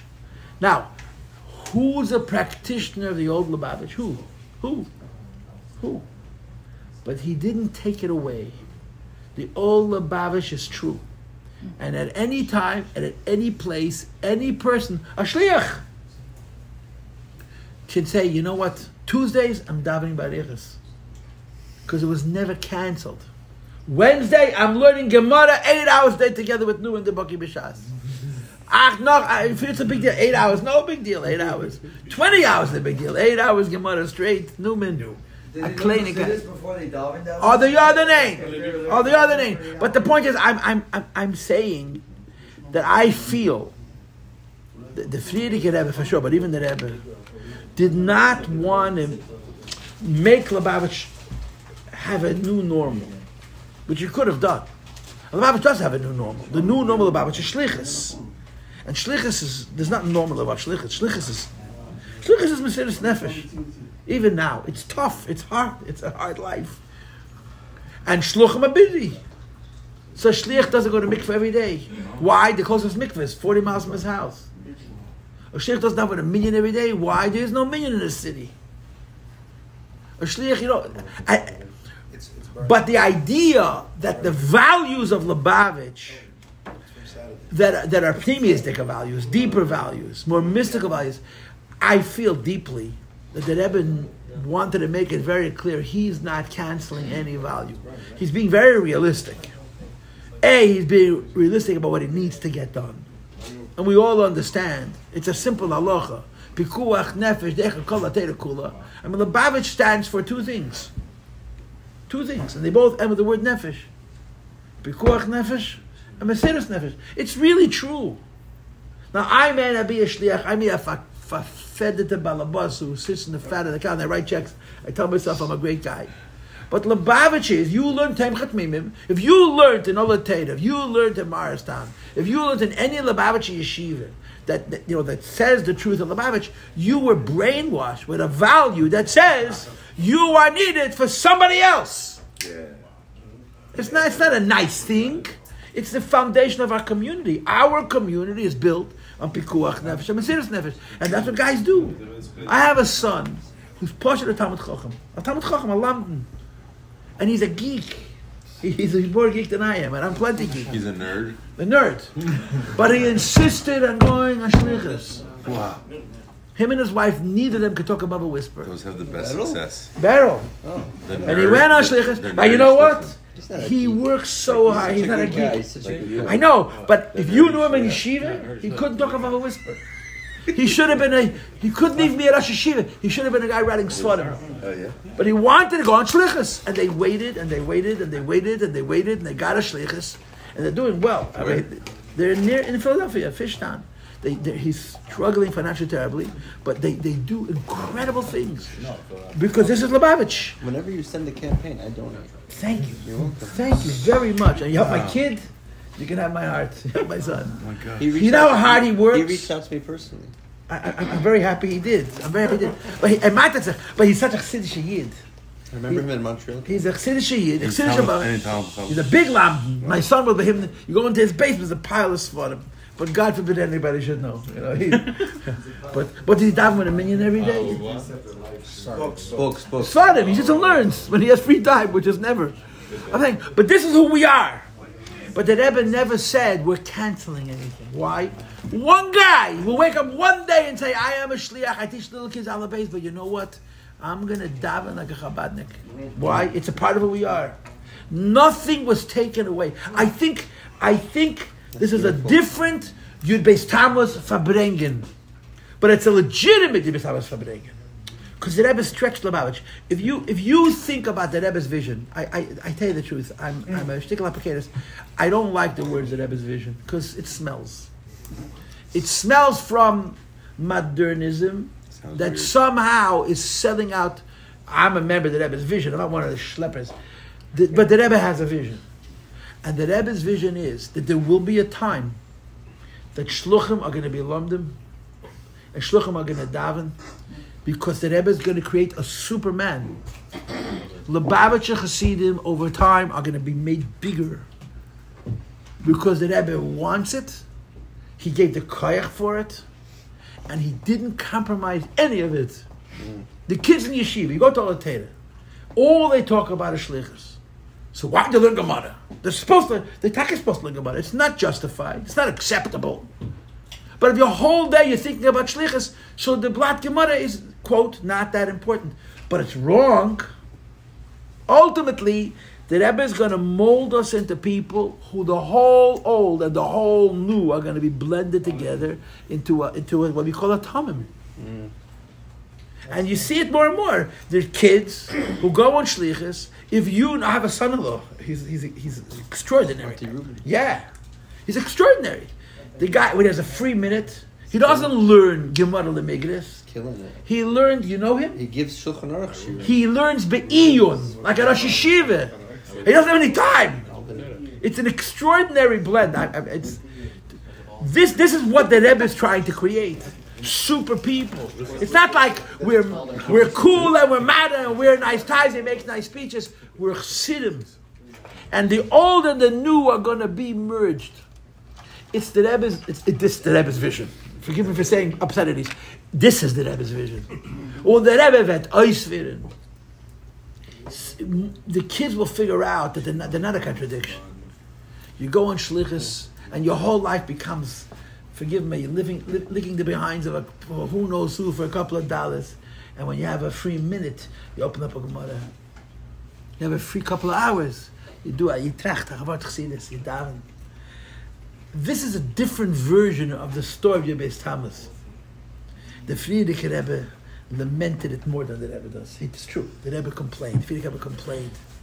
The Mashmaneinu al Yirazin. So you know how all these words mean now? The Mashmaneinu al Yirazin. Now you can sing it. Mashmaneinu al Yirazin. Mashmaneinu al Yirazin. Mashmaneinu al Yirazin. He has your first. He has your last name as his first name.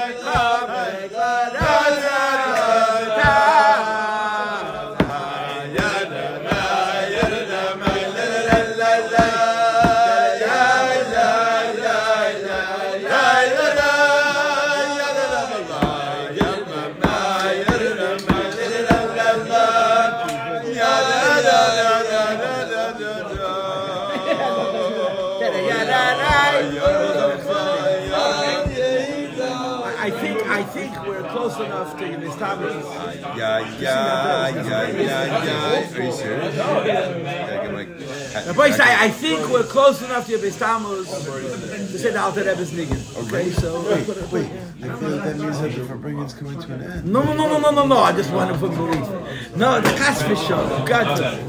I want to see the Alter Rebbe's niggun. Okay, we'll wait. We'll wait. That's I feel like it's like we got to wrap this up. Not at all. I think all the Farbrengens we've had so far with you, it's been like that. Yeah. Something else about the Three doors down. Say that again. No. Okay, forget it. No Alter Rebbe's niggun. We just know the subconscious of you, how it works. No, that's not true. My philosophy is I know that people.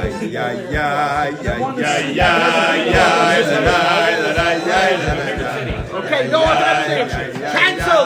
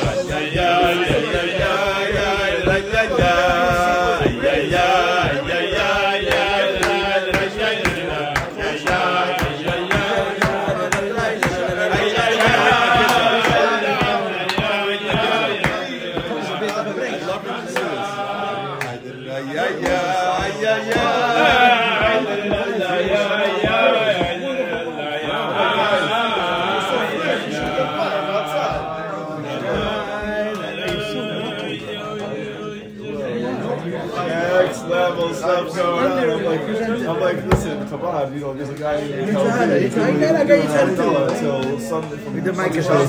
Tuesday, yeah, in the clubs. Rabbi said, "Love Kabaya."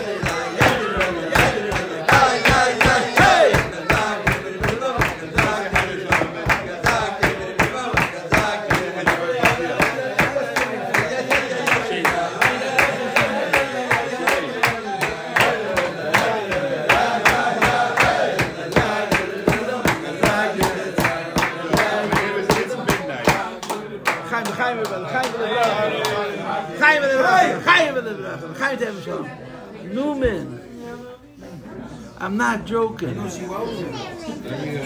I am not joking. The Neshama did not to say dirty jokes, even though they're very funny. Don't apologize to me. How many years ago was that? Apologize to yourself. Was it last year? No, we go back a long time. We're old friends. You know that you're going to do what I'm saying. The shal is, no, you're going to be 70 or 80, you're going to have teeth, you're not going to have teeth, the ears are going to work. Do it now! It's not a process.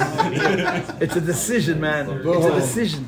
There's nothing standing in the way except Shabis. What? Yeast. That's what's talking about. Yeast. Yeast. You have to understand, I love you anyway. That's the problem. If I didn't love you, I get angry at you, maybe you would actually do something. But I promise you, I'm not going to do. I don't love you that much. I will never hit you.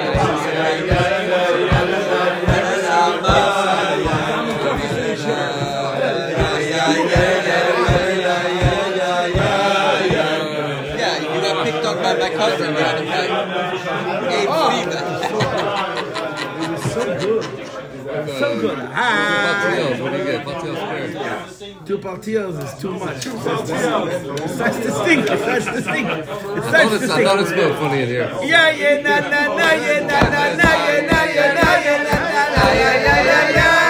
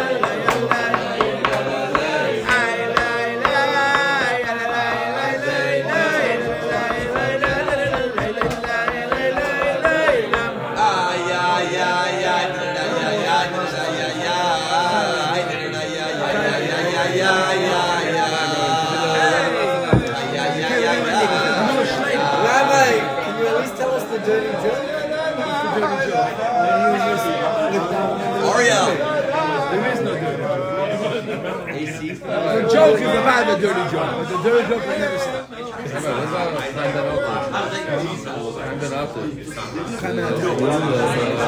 I really am mad. You know something, you know our time. Yes! Don't be selfish. Ariel, make it lower. Still trying to figure it out. The worst way to get it is to tell him to do it, because now he can't do it. I was just reminding you, I'm sure you already knew. Yo, someone at the Farbrengen. I can't put my chest in like this.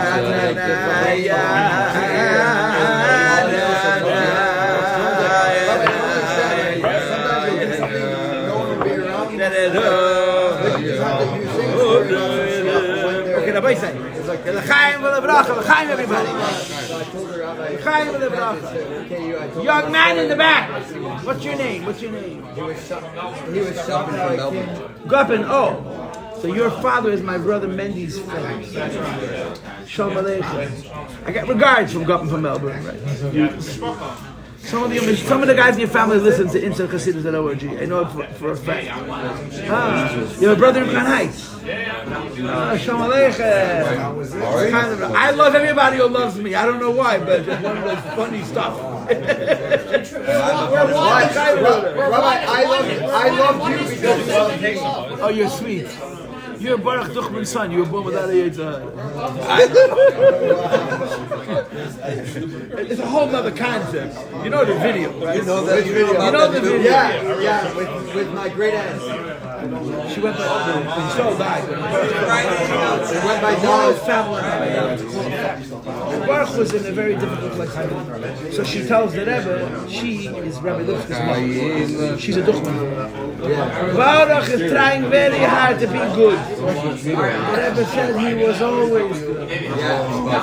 It's on video. He sent it to me. Your father sent it to me. Your father's chus. Still here. Amazing. That's true. I'm saying amazing. Your father gets pleasure from feeding people, from helping people. He loves helping people. It's an amazing bracha. It's an amazing bracha. It's amazing. L'chaim v'levracha, l'chaim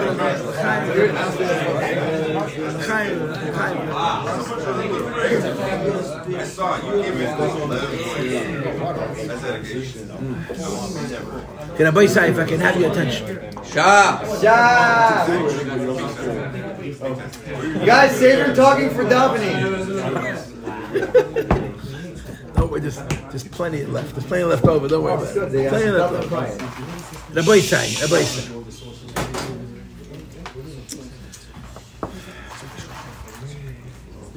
I want to speak about one thing, and maybe another thing after that. But we'll start with one. Yeah, Newman, don't get nervous. His mother's Newman. Oh. Whoever heard of Brody? Newman. Your mother's Newman? His mother's Newman. Who knows about we know about B Kosher, which is Brody. It's less money now. Who knows about Newman? Except for Jerry Seinfeld. I just want to tell you a story. That explains everything. His mother's name is Newman. His mother's father's name is Newman. His mother's father's name, I called him Uncle Phil. I get credit for that nickname. It was Phil Newman. His wife, yes, it's very back. His wife died in 1971, and he forgot to die. He probably lived his life about 30 years. He never remarried. I knew him in Long Beach, and I was a rabbi of a shul in a suburb of Long Beach, which was called Los Alamitos. And Uncle Phil would show up. You're El Tazeda. And he was an interesting man. He came from Boston. And Boston. Stares like Chef Fresh Prince. So one second. I thought he was Brody. He's Newman. His father's Brody. He's Newman. Uncle Phil told us a few stories. First of all, he made a public statement. He doesn't believe in Hochzitter's business. It's a bunch of BS. You don't even know what you think. You haven't thought about it. You can't think until you use your brain, my friend. When you start to use your brain, you can tell me what you think. Uncle Phil. But he had interesting stories, very interesting stories. I mean, the history. Your uncle from Long Beach, Yitzchak, he's down in my show when he came to my nights, told me amazing stories about your Bubby, Uncle Phil's wife, and her mother. She bought a car so that her daughter could take it to the mikveh. Huh? She bought a car in 1920, so her daughter would drive her to the mikveh. She didn't tell her what. She says, wait. She would go inside. She was keeping mikveh tada in America in those years. There's a lot in your mishpacha. There's onashim mitzvahs now. They had cars in 1920. Yeah. Hindi. You did. Hello, I can't hit him. I need over here noch licht. Licht in the Du bist Amerikaner. I hit him one time, I get sued. I'm your right hand man. No licht. What'd you do over here? You put the Amerikaner chocolate. I can't even hit him. I don't know what you are, but if I hit you, you're gonna sue me. He's Cuban. You share one thing. That means you're going to Alcatraz. Now that you asked, there's no way I'm gonna share. It's never gonna happen. Talk about the Kutzkerev, 45 minutes. Don't tell me what to do. It's my Farbrengen. This is the Hollander Rabbi. He told me I can't sing out to Rebbe's nigga. Him I gotta listen to. Not me, Oreo. He said that. What? But you know, I expressed myself. He got nervous. I said it was too early. Tell him to sit back there. You know, when a Farbrengen like this, they sing all the Farbrengen's over. Hello. Who's gonna start going? Farbrengen is over when people go home. And they don't go home because after Rebbe's nigga, they go home because they're a Nefesh Shabbos. I'm trying to avoid Nefesh Shabbos. I guarantee you we would have lost 10 people. And we sang, we replaced after Rebbe's nigga with Kol Bayar. The Shmuel Zayda was very happy about it, and we're good. So listen. I'll step up, Rabbi. I'm ready. I'm ready. No, you're not. No, you're not. So anyway, listen. Hey, I just want to give an example. What I said before, I believe deeply. So the Rebbe, I have a co-worker who could be my father. His name is Rabbi Lapkovsky. So Lapkovsky is a gon in Teda B'chlal. And in halacha, he's a chad b'dor. He's one of the biggest experts in halacha in the world. And the reason he's a big expert in halacha is because he's extraordinarily God-fearing. Yisrael Lapkovsky, Yiras Shamayim, is not. His kids told me, he really means it. He's Yiras Shamayim. He's afraid of God. He told me he's a mashgiach in Lubavitch Yeshiva. He told me that when he got married, the Rebbe asked him if he speaks French. He told the Rebbe that he doesn't. They spoke only Yiddish. I got a lift yesterday morning with a Lapkovsky, one of his nephews, and he told me that his father told him that one day Rab Nissen, the Mashpia, the holy Rab Nissen, comes along and says, "Okay, we're learning French." And the Bacham said, "What's wrong with French?" I heard from people, Rabbi Gurkov of Boston. Laser Gurkov.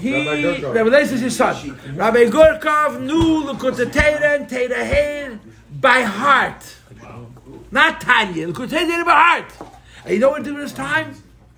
He taught public school kids Aleph Beis. He died this year. I think he died this year.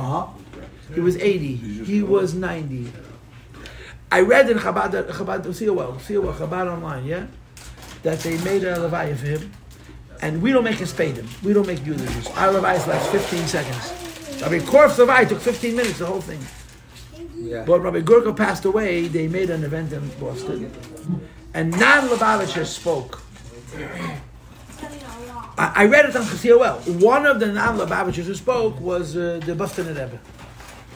The current Boston, probably the son of the Boston Rebbe, who was in Boston when he went to Shlichus. And he said, he was a real chassid of the Rebbe. The Boston Rebbe said. He was a real chassid of the Rebbe. A Yid. Every day he davened barichas. Could be 5 o'clock in the afternoon. But he didn't daven like we daven. But he had a boss. He took kids to school, taught them Aleph Beis, took them home, swept the floor, and when he finished with all of his stuff, he was one of the rare combinations of the old and the new. If you know Lubavitch, in my mind, the greatest combination of the old and the new, in my humble opinion, is Reb Shmuel David Reichik. You have it in the book, the Shaddai, you have it on the shelf. Yeah. They made a book on Shaddai. They made a book. It's 400 pages.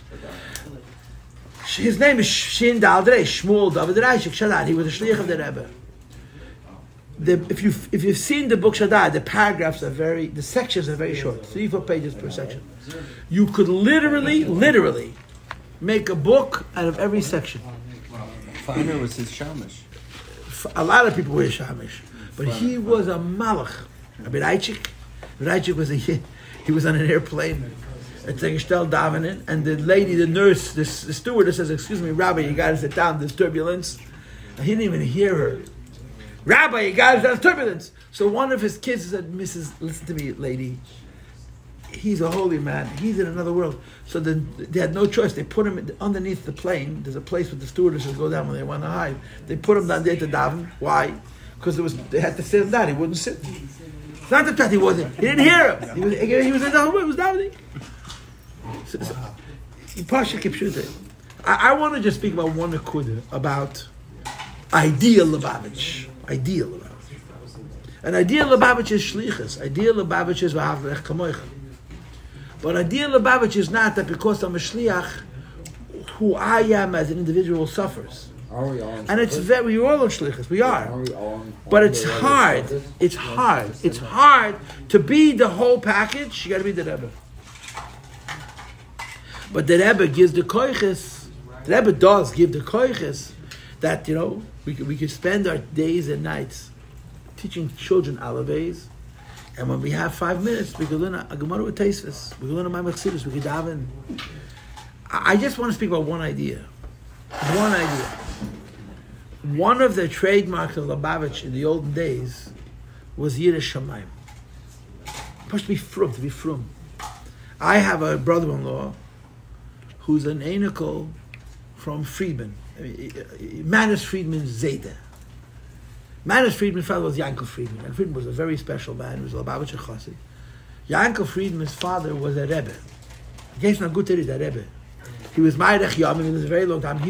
I have a brother-in-law who's a grandson of his, and he was Messiah the Kiddush, and he officiated at the wedding. What was the Rebbe? What was the name?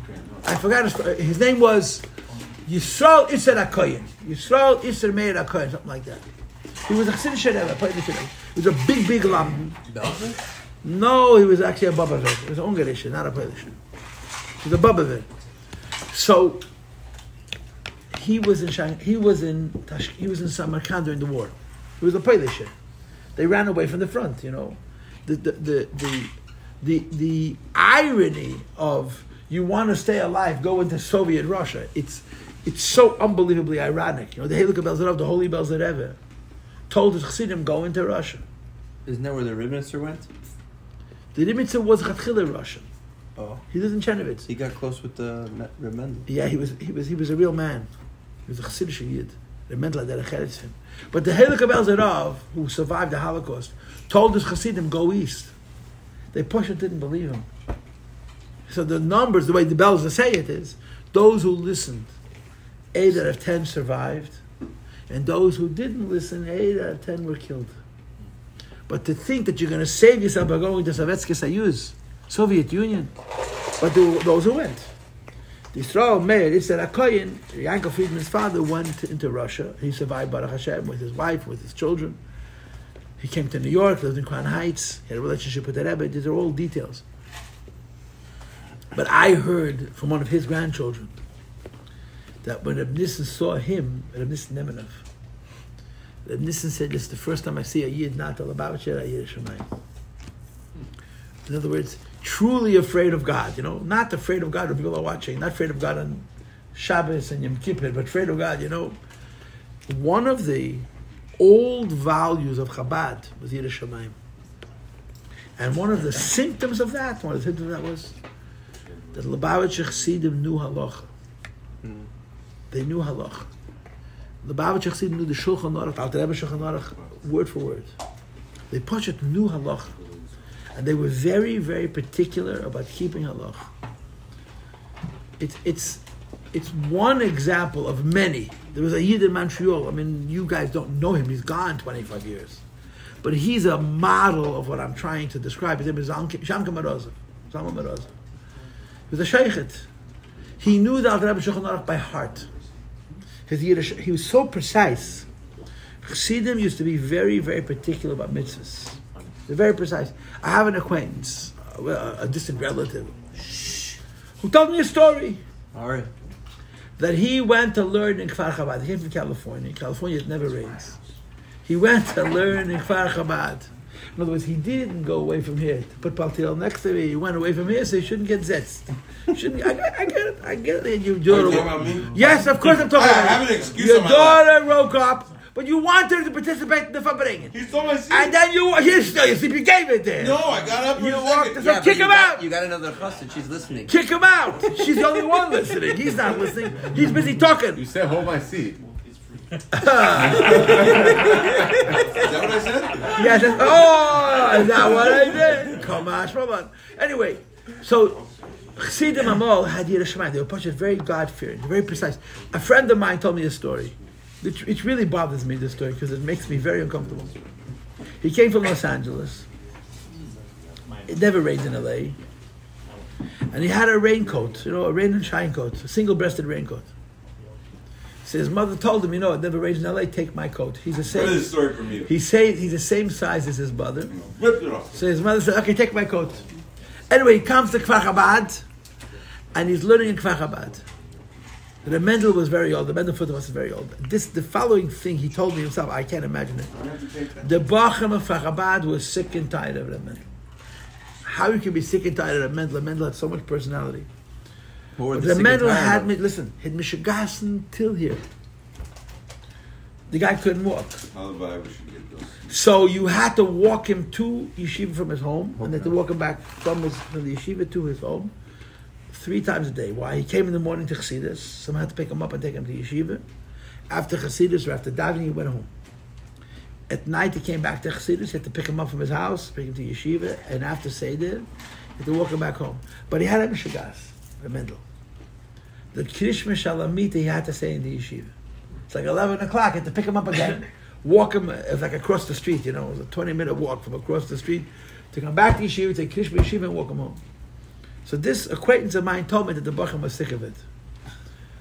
But the Mendel used to say, I need you to walk me, I can't walk myself, so I'll pay you, but I have no money. What kind of Bacham are these? Bacham had enough of it. What? It happens to the best of us. Hello, the schar was, he would tell you Chassidus Shamayis. We were with Reb Melech. My acquaintance, no. And the Bachram had so much reverence for Reb Melech. How could the Bachram for Reb I Melech slept not through all of That's a Reb Melech's separate classes. story. He's in the middle of a story. Don't cut him off. It's not a separate What story. did he say? It's What a did he story. say? What did he say? Anyway, this boy came from California. You know about that? And a Mendel Futterfast offered him, you walk me from yeshiva to my house to yeshiva, I'll tell you Chassidish Sipur. So he never missed the opportunity. So he became his shamash. Anyway, it's raining in Kfar Chabad one night. And Yossi, my friend, goes and gets his coat. And he brings it to the Mendel and says, here's the coat. The Mendel says, no, you wear it. Yossi says, listen, I'm a young guy and you're like middle age. He was like 90, You should wear the coat. No, b'shor I finished. It's your coat, I'm not going to wear it. Then he remembered that his mother gave him a second coat. See, I got another one. He goes upstairs, he gets the second coat, and he puts it on the Mendel, and they're walking. And the Mendel says to him in the most gentle way possible, how many coats does a Chassidish Bacher need? I mean, they were identical coats. He said, this coat's my mother's. But it's unigender. And in LA it never rains. He told me the story. And he tried to explain to me that Mendel tore off that coat like it was a cancer. And he said, no, you don't understand. It's not women specific. It's not men. Forget about it. It was nothing to talk about. And it left such an impression. He told me the story 20 years after it happened. The impression that it made on him, the Yiras Shamayim. I was a kid. I was a child. And I didn't read English. So I read Yiddish. And the first literature that I read was the Talks and Tales. Shmuel's Mekinder and Yom. You got that first. No, not Talks and Tales. The Lubavitch Rebbe's Achrenis. Before the Talks and Tales, I read the previous Rebbe's memoirs. The Lubavitch Rebbe's memoirs are absolutely, they describe a world which is so, the whole thing is very surreal. It's not true. It's not real. It's a window into a world that's so pure and so beautiful and so holy. There was a lot of stuff in that world which are not so pure and holy, but they don't appear in the book. It's all from the fruit of his eyes. That's why it's so pure. It's so incredibly pure. See it from another guy's eyes. So one of the stories in the book is there was a guy named Baruch. If you know the memoirs, the memoirs is a big circle. It's around and you get very confused. You forget who's. You can't keep track of the story because it's a story within a story within a story within a story. I remember Mendel Paltiel. In the book. I was in yeshiva with. It's my brother. My nephew. Your brother, your nephew. he was changing, and he said, I remember my mother reading this to me as a little kid, and now I'm learning it, and now I'm reading it in Zal, and it's like a life psychology for a chassid. It's like this needs to be. You know Mendel Paltiel? He lives in Muncie. He lives in Muncie. Yeah, me and him were his friends. You're his friend? Let's take a picture. He told me to learn the Lubavitch Rebbe's memoirs at 23 years old. Wow. He's from Port Washington, right? Yes. And he kocht in Lubavitch Rebbe's memoirs. He's like, my mother read it to me when I was 13 years old, but now I'm going through it again, and it's a whole different. This is Chassidus in a novel. Okay, we'll have that picture. If he doesn't know you, I'm going to tell you. No, he's not. He's about this. He's finding his brother. Hello. I read the Lubavitch Rebbe's memoirs as a child. The personality around whom the memoirs revolves is the Alter Rebbe's father, the Baruch. We never get to the Alter Rebbe. The Alter Rebbe's not even born. The last lines of the book say, and he was the father of the Alter Rebbe. He never gets to Alter Rebbe. The whole thing about the Alter Rebbe's father, the Baruch. But it goes back several hundred years from the time the little village of Lubavitch was founded.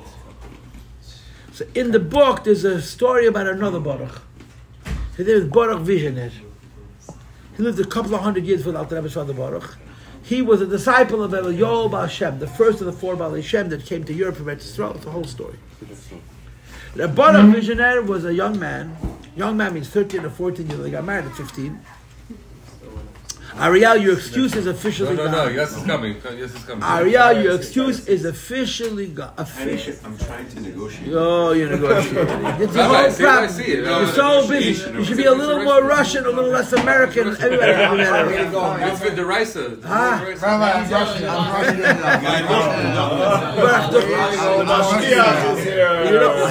You know, Master Baruch Duchman. I'm Russian enough.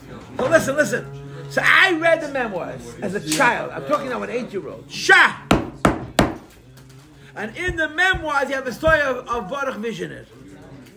Baruch Visioner was very similar to Baruch, the Alter Rebbe's father. He was a teenage boy, a young kid, who was on his own, who was very bright, very learned, and he had Mishagas. Well, saying good night.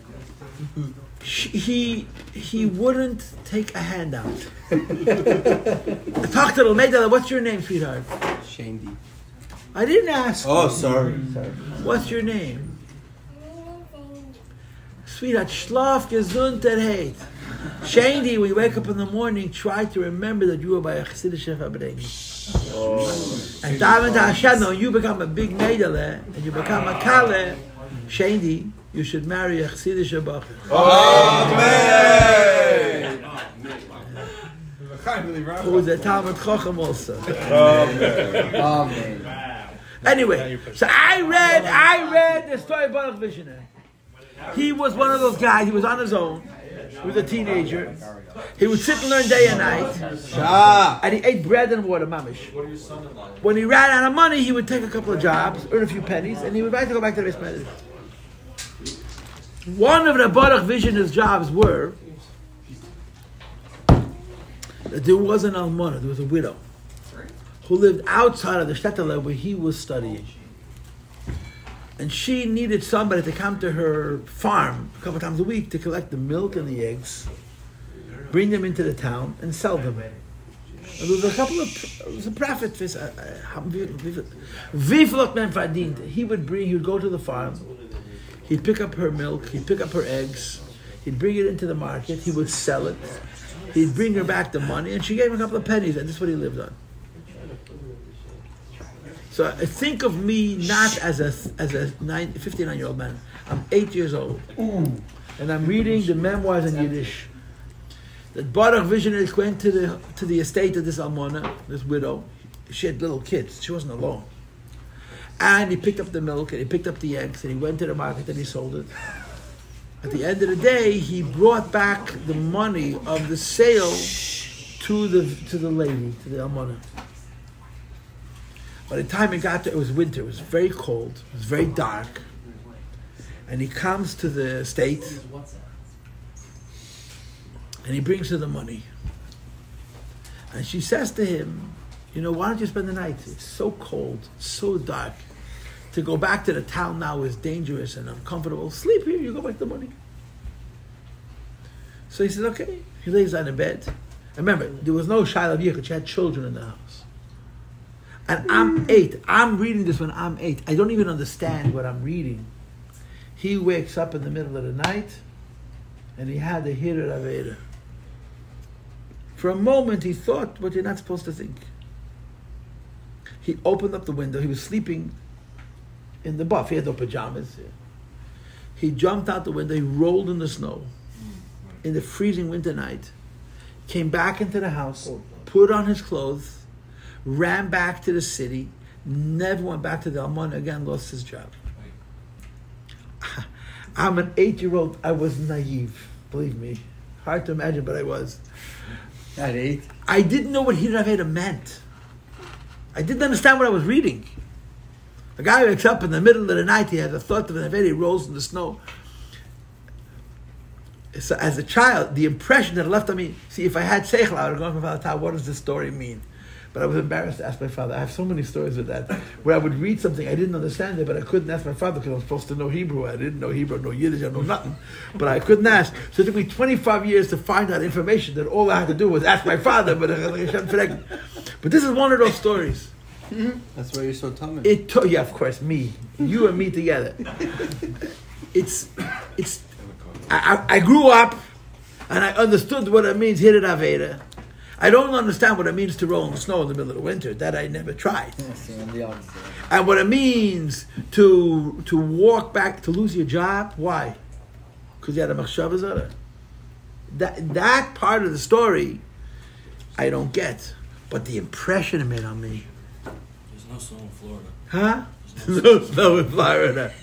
No snow, everything about it, there's no snow. The whole problem with Florida is that there's no snow. I say the problem with Florida is that it's flat.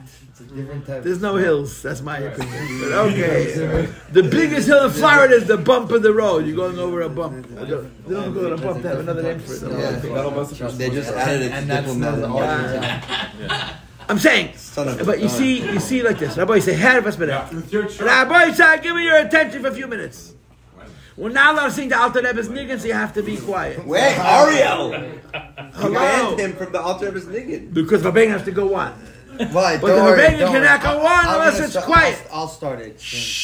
I think that those that are here now will stay. We'll so stay. we could say okay, we can save it. We can sing it. Okay. No. Ariel said no. We're going to No. Ariel said I made him no Alter Rebbe's Niggin. I made him the Baal Benji's the Baal Bayis. No, he's not. It's not his house. It's not his house. If I'm the Baal Bayis, I can assign a Baal Bayis. Correct. I have to agree. I have to agree. Oh, okay. But okay, I want to bring out the point that by Chassidim when Yiras Shamayim, but it was Yiras Shamayim. It was Yiras Shamayim. Yiras Shamayim. I was a kid. I was a boy in Los Angeles. There was an old guy, a Russian Jew, named David Mishalovin. And he had this Mishagas. You know David Mishalovin? Huh? He lived in LA. He must be a relative of his. David Mishagas. He went over to every guy in yeshiva and he asked him about his tefillin. Now, I found out later my tefillin were junk. I've since bought new tefillin. My parents didn't get me good tefillin because they didn't know what they were doing. Whatever, they practiced on me. I was the oldest. But he came over to me and says, you have good tefillin? Yeah, the best. Why? They're mine. They have to be the best. Can I buy? The guy would go around from bacher to bacher and put on tefillin and make a bracha and say Krishma. Why? He wanted to wear Mohudah Dikkat tefillin. A Yid came from Russia a few years earlier. He was living in LA. And his whole geschmack was to put on a better pair of tefillin. I was a little kid. How did he know? He went to everybody. He put on everybody's tefillin. He had a bracha. He took it tefillin. Every day. Kesselman did the same thing. Over the course of the time I was in yeshiva, not every day, but he probably put on 4 or 5 pairs of tefillin a day. He went over to every bracha. How does he know what's in your tefillin? He had no idea, but he just decided that it's not going to hurt him. But he made a bracha on each pair. He saw this in Russia. That's old Lubavitch? No, yeah, that's old Lubavitch. He saw this in Russia. Now in Russia, the Taka didn't have good film. So Chassidim would say, "Let me try in your pair. Maybe it'll be kosher." You know. They would just go around trying other people's pairs of film And make a bracha on it. See if they got Hopefully they get a real good. To see if it worked. They get a signal. They didn't get any signals, but they kept on trying. The point is that make a bracha. The point is they wanted kosher film, and they couldn't afford kosher film, so they made a bracha on yours. This guy came from Russia. He forgot that he was in America. No one told him that in America everything is a joke. So he was never, the poor guy, he was still doing it. But the impression left on me. This story happened 45 years ago. Billy Guzman 45 years ago. And I asked myself, why do you ask me to film? When I got married, my parents told me, Yossi, you'd film, not the best. Shalom had my younger brother, good film, because they learned from me where you're supposed to shop with film. So recently, they used to go home and I could afford it. I bought myself a new pair of Rashi film. But my film, they're kosher. I'm sure they were kosher. But there was a value. The Rabbi Tammuz is the same. I haven't put no Rabbi Tammuz. Mitzvah Shem. So the value of a mitzvah. No. You can bring me to Florida 3 times, and you'll spend them in a minute. But that's this is your third time. I know. But that money was spent already. You have to earmark it. Yes. I'll call Altine. The third time. I'll call this Altine. Year. Dakos. The third time. No. Shlil Rabbeinu Tam. I got hand-me-down Rabbeinu Tam. Shlil Rabbeinu Tam. And then when I was 27, I decided I'm going to get myself a new pair of Rabbeinu Tams. 30 days later, I got engaged. Wow. I'm getting your. Rabbi, I'll get you wholesale price. No, I want to go for Mekastam. The Dakas is not my thing. Okay, fine. Mekastam. You're asking. But I want to pay for it. I'm paying for it. You'll bring me to Florida. I'll make a Farbrengen. I'm paying for it. That's not how I wrote. You're paying for it. What's the connection? Because he wants you to get a Farbrengen out of it. I don't. Correct. He wants a Farbrengen for us. He wants a Farbrengen for us again. I pay for it, and you come to Florida. No, first I come to Florida. Correct. Okay, so we could do this one. Well, the money's already been spent. Money has already been spent. Okay, I'll do that. I can pay you this one. I can pay you down the line. No problem. No pressure. Okay, you're right. Okay, believe that. I'm going to be in town. I bought myself an Rashi tefillin. Chaim will live it on. Chaim.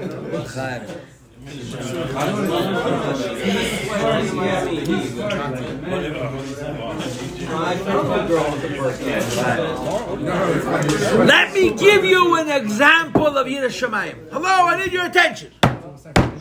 Respect. I'm older than you, I think. Hello, I want to give you an example of Yiras Shamayim. In Europe, they used to have what we would call today eateries, restaurants. Yeah, like a place with, whatever it was. With a bunch of restaurants. Here was the deal. There was no such thing. There was no such thing as an eatery with a hechsher. There's no such thing as what?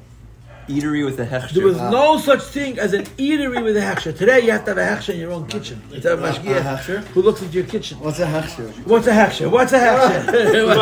He's Gesh. Huh? He's Gesh. No, he's not Gesh. He comes from Gesh. I'm also Gesh. No, you come from We're Gesh. American chocolatnikas. It's true. Your father is crazy enough to still be Gesh. You, I don't know. I'm crazy enough. Yes. You are? Yeah. Okay, he's Gesh. I'm not Gesh, he's Gesh. But hold on, here's the deal.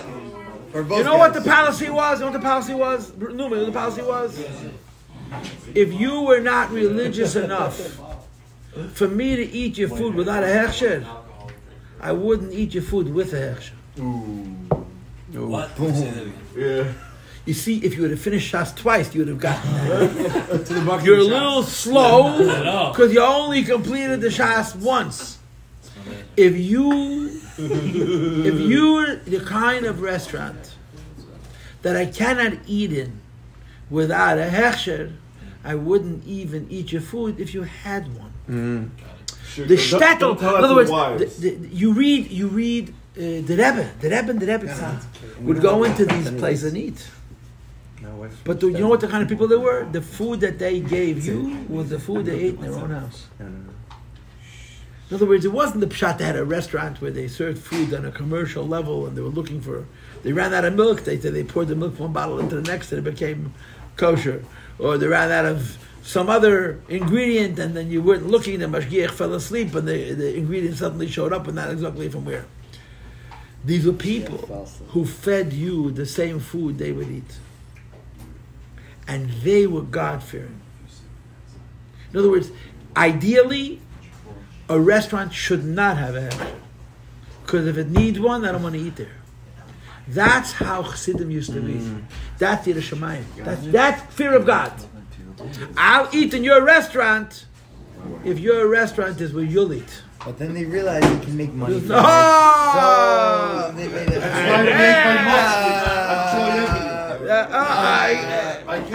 Unfortunately, it's no longer b'metzias. The Krashman was Das is the tight Yiras Shamayim. This is Yiras Shamayim. This was fear of God. That's what Duchman lives for. Yes, I live for Yiras Shamayim. This is what Yiras Shamayim was and is. So to speak, the theme of the Farbrengen, the direction that I want to take this Farbrengen in, is to bring out this point that the Rebbe did not go away from these values. He added to these values.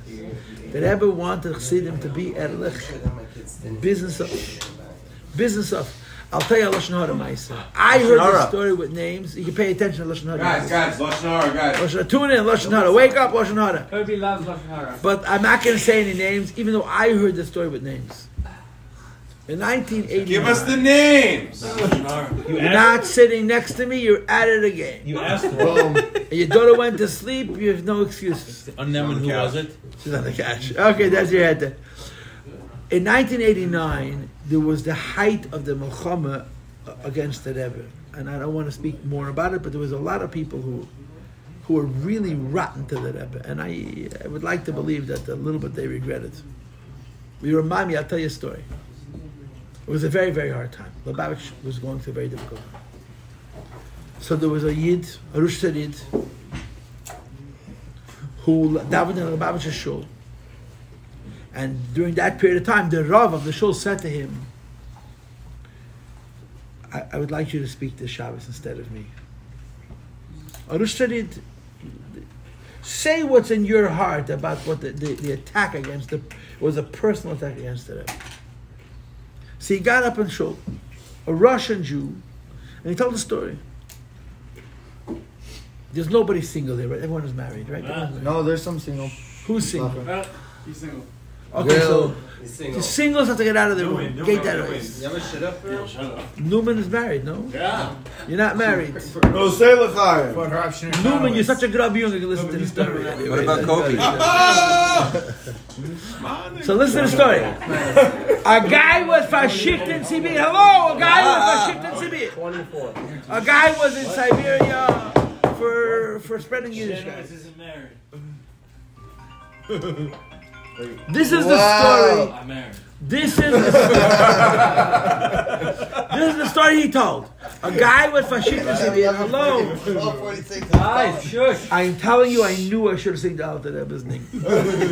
Then all the noisemakers would have gone home and we have to see the Gezer Trust me, above they rules. won't. Gezer above rules. Okay. Hello. So that was the agenda. So listen, Ariel, it really wasn't, but you know what? If it would be worth it, I would tell you the pasuk, but you're not worth it, so I'm not going to say I will not say profanity in vain. It has to be worthwhile. Why not? Because it has to be. Because then it's a double. You have to sanction it. It has to be kosher. You have to do Shas twice.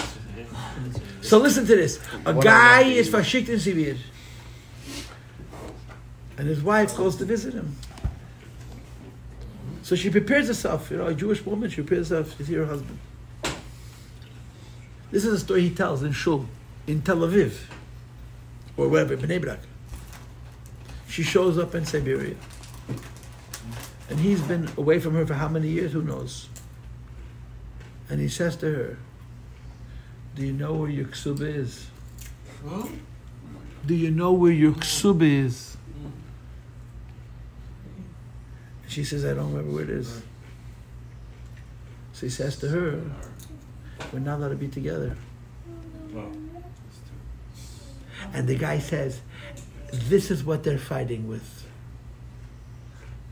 This is what they're fighting with. Can you imagine? The guy's been away from his wife for 5 years. Wow. She prepares herself. She comes to see him, and he asks her, "You know where your ksub is?" And he didn't touch her. This is Chabad. This is Chabad. This is Chabad. It's part of what the Rebbe didn't want to change. What's the halacha of ksuba? If you don't know where your ksub is, you gotta live with your husband. It's a din shachanah. One night? That's right. Maybe in the house. That's right. Yossi, where's your Yossi, ksuba? Rabbi, say about the Rabbi and the Rabbi. Ah. The Rabbi and the Rabbi. That what?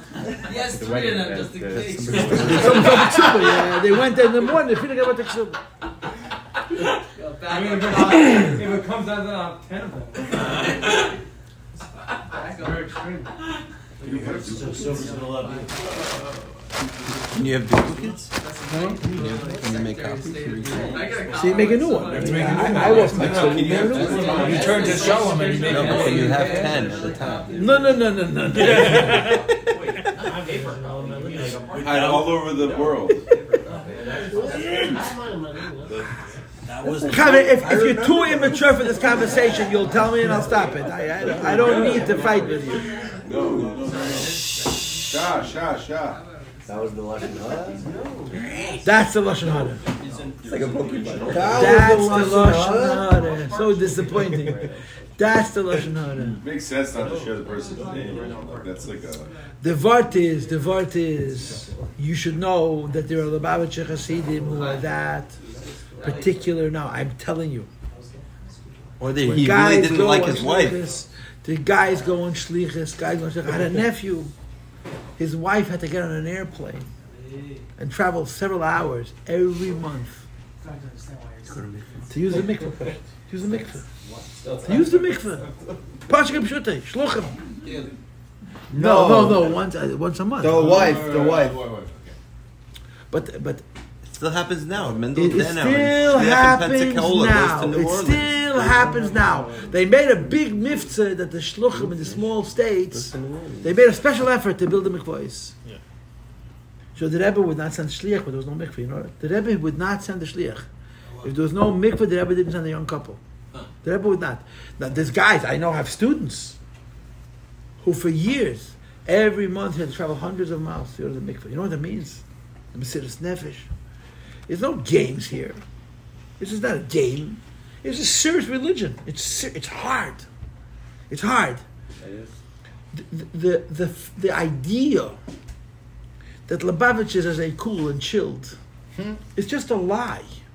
It's just, some of us may have our tests, but what I decided to Farbrengen about tonight, and I knew when I started that it's a tough sell, is if you want to Farbrengen about Yud Beis Tammuz, kocht sich b'mashmaneinu al yirozeh. The Rebbe never for a moment intended for Lubavitch to be modern. Lubavitch is supposed to be extremely modern, but the Chassid is the same Chassid from the shtetl, doing what he needs to do to bring Mashiach Tzedkeinu. So yes, he has to know this person, and he has to know this person. He has to put on a nice, whatever needs to be done for the shlichus has to be done. But the Chassid is a Chassid without any compromise. This is what the Rebbe wanted. I want you to know that if you read the Sichos, there was a guy. His name was Rabbi. It'll come to me in a minute. He was an intellectual. He was a brilliant man. I mean, I don't know how to tell you this, but intellectualism is dead. It's been replaced by social activism, where the world, besides being frei, is stupid, it's dumb. But it wasn't always that way. He was a Reform rabbi, but he was a very intelligent man, very soft-spoken, very intelligent. I'm going to say this as a parenthesis. In the 1840s, the Tzemach Tzedek was forced to come to a debate about the future of the Jewish people in Russia. It was a terrible debate. The Tzemach Tzedek took along his tachriche. He took along his shrouds. He expected to come home in a box. And there were 5 men at the meeting. One of them was the government agent, a guy. One of them was the leader of the reform movement in Russia. His name was Vital Stern. Another one was a businessman who represented the Russian Jewish business community. His name was Halpern. The leader of the Misnagdim was Rabbi Yitzchak Volozhiner, the son of the Chaim Volozhiner. And the leader of the Chassidim was the Tzemach Tzedek. Tzemach Tzedek spent 3 months in Petersburg. He was arrested 22 times during those 3 months. Wow. He threw his life away recklessly. One of the silver linings to this terrible cloud was that this Betzalel Stern, he was a reformer, he was a modern man, he was what we call today a maskil, he was an intellectual. But he was a refined man, he wasn't crude and coarse. There was another guy in Russia who made tzaddis, his name was Lilienthal, he was pushing a pig, a zlob. He ended up getting into trouble in Russia, he ran away to America, and guess where he settled? In Cincinnati, and he started the reform movement in America in the 1840s. He had to run away from Russia because he was a guy who was an animal. This Betzalel Stern was he was Taka Chochem. The Tzemach Tzedek and him disagreed on everything, but they were able to talk. There was a mutual respect because he was pushed at Eidel Yid, and the Tzemach Tzedek argued with him. And he listened. It wasn't, you stupid old traditional Jew. There was a respect. One of the nicest stories of that whole Pasha was, it's a beautiful story, that there was a park, it was a government park. When they came to Petersburg for that meeting, they were being housed in the government buildings because the government invited them. Mm-hmm. So Tzemach Tzedek was staying on the federal dollar, like in a hotel kind of thing. Mm-hmm. And every day you had to walk to the place where the meetings took place. If you wanted to walk in a straight line, there was a park, a privately owned park, it belonged to the federal government, and only agents of the state had rights to the park. Tzemach Tzedek was given a pass, because he was a guest of the government. But he never walked in the park. He always walked around. And they argued about 1,000 things. One of the arguments that came up during the meeting was about Kabbalah. Because they said the reformers, Betzalel Stern, was saying that Kabbalah is hocus pocus, is making Jews nuts. We have to outlaw Kabbalah. That we're going to make a law that you're not allowed to print Sfarim of Kabbalah Chassidus in Russia. The Tzemach Tzedek was not alone; he had an entourage with him. So on the day that they had this debate about outlaw Kabbalah in Russia, there was a morning session and an afternoon session. So after the lunch, when they were going back to the noon session, Tzemach Tzedek was walking back to the meeting place, and he says to his entourage, today we're walking through the park. He never walked in the park, always walked around. It was a longer walk. He refused to step into the park. On that day, the Tzemach Tzedek said to the Chevra, with him, we're going to go through the park. And they walked straight. In the middle of the park, they met Betzalel Stern. This Betzalel Stern, the reform representative. He was sitting on a bench. Did they provide him like proper kosher food? The government? Of course, well, I'm sure it's outside brought food from home, but yeah. He was sitting on a bench, deep in thought. He was agonizing. He was advocating to prohibit Kabbalah, but he was enough of a mensch to know that it was a serious question, and he was agonizing over it. Tzemach Tzedek walked up to him. He was sitting there, deep in thought, and the Tzemach Tzedek starts to cry. And the Tzemach Tzedek quoted the Gemara in Avodah Zarah, which says about Elisha ben Avuya, about the husband of Daya. This is not family. Yeah. Bacha Rabbi v'Omar. The Tzemach Tzedek said the whole quote. Rabbi cried and he said, Yesh mi shekein elam b'shah achas. You can acquire your ilm haba in an hour. And he said to the Betzalel Stern, to this reformer, on this issue, vote with us. On this one question about the permission of Kabbalah in Russia, vote with us. He was sitting there. Tzemach Tzedek said his piece, and he kept walking. When the session started, he walked in, and they put it to a vote. And he voted with the Tzemach Tzedek. He voted with the Tzemach Tzedek, not to outlaw the study of Kabbalah. Bacha Rabbi v'Omer Yesh Mi Shekein. He was an emes hamensh. He was a genuine person. I don't even know why I brought him up. I don't know why I brought him up. That's how he was kind of.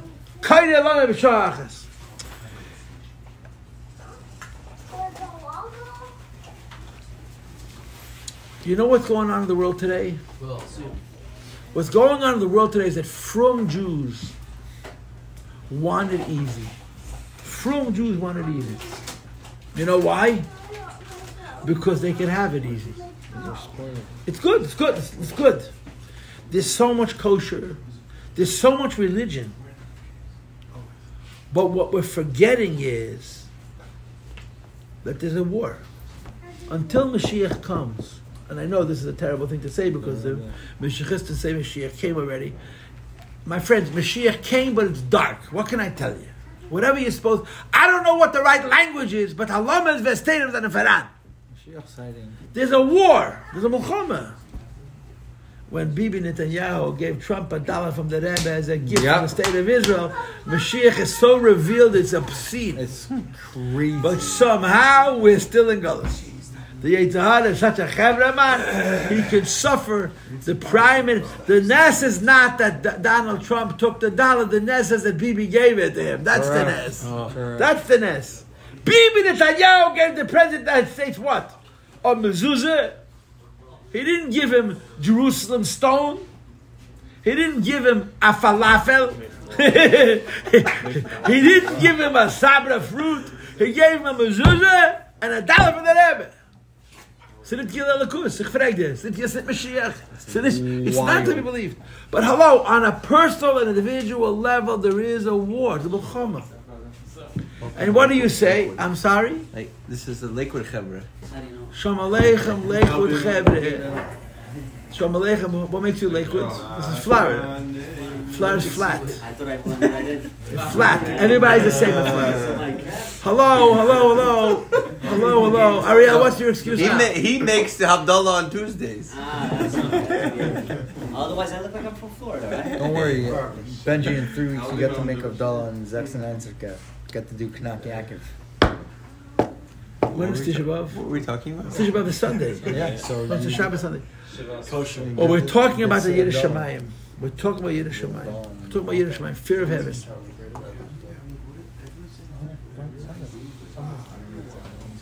There is a phenomena in Haredi Judaism that our lives are so good that we can relax.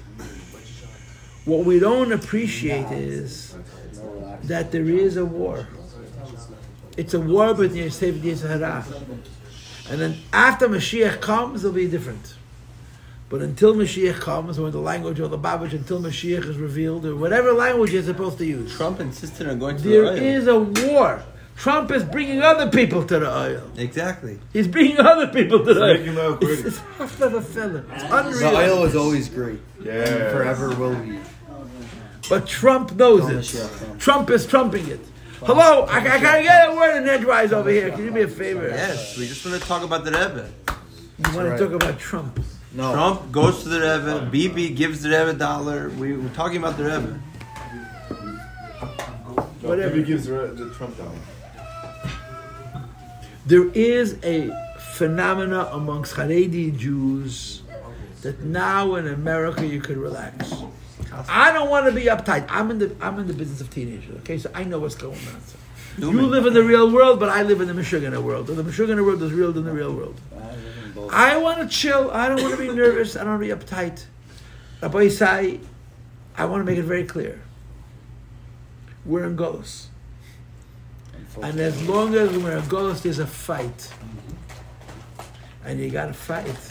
I don't want to fight. I want to chill. My mother's a nervous wreck. My father's an old fed. I want to chill. What I want to communicate to you is that this is Lubavitch. Lubavitch is not just tefillin. Lubavitch is tefillin. Lubavitch is the Milchama for principle. You should know that I was telling you for Herbert Weiner. I remember his name now. Herbert Weiner was a Reform rabbi, but he was never smart. And he was also sophisticated. What's the book? It's called 9.5 Mystics. He wrote a series of articles for a cultural newspaper in the 1950s. And he's researched all different Hasidic groups. And he also researched Chabad, Lubavitch. As part of his research, he came to see the Rebbe, and he had several interviews, several Yechidus with the Rebbe. This Herbert Weiner. Herbert Weiner was a very fine man. You see him speak. He may have been Reform, he may not have been religious, but he was respectable and respectful, both. Respectful, he was a mensch, and he had a food for other people. And he describes his meetings with the Rebbe. And one of the most important details of their comment, which are published now in his book, and you can get them. I have them at home. If anybody wants them, I can send you. So Miller, not Miller. Rabbi Winter would always talk about it. What's his name? Talushkin. Talushkin in his book, The Rebbe, quotes extensively from this Herbert Weiner. Why? Because him you can trust. If a Lubavitcher Chassid tells him about the Rebbe, it's for sure a lie. But when the Reform rabbi says it, for sure it's true. That's called history. It's called objective history. There's no greater lie than objective history. But don't tell anybody because you'd ruin the whole university system, and it's very important. So Herbert Weiner asked the Lubavitcher Rebbe, what is the secret of Lubavitcher's success? In 1956, not in 2025, 70 years ago. He asked the Rebbe, what is the secret of Lubavitcher's success? And the Rebbe told him, no compromise. No compromise. You want to know why Lubavitch succeeds? Like the Rebbe said, you tell a year there are 613 mitzvahs. Today you'll do one. Tomorrow you'll do another. But I'm not going to lie to you. I'm not going to lie to you. I'm going to tell you the whole truth. Principle, right. And that's the Pshat Yiddish. I want you to know one of the most upsetting things I ever read. There's a guy, his name is David Zaklikovsky. Oh. He's a former student of mine. He just put out the story about Nussen Belling. Perhaps. He wrote many books. David Zaklikovsky. One of his books, which I bought and read, is about 4 personalities and their relationships with the Rebbe. Dear Rebbe. Dear Rebbe. It's a wonderful book. I think one of them is about David Chase. One of them is about the artist, Lifshitz, right? Jacques Lifshitz. And one of these 4 personalities that he talks about is a man by the name of Jan Pierce.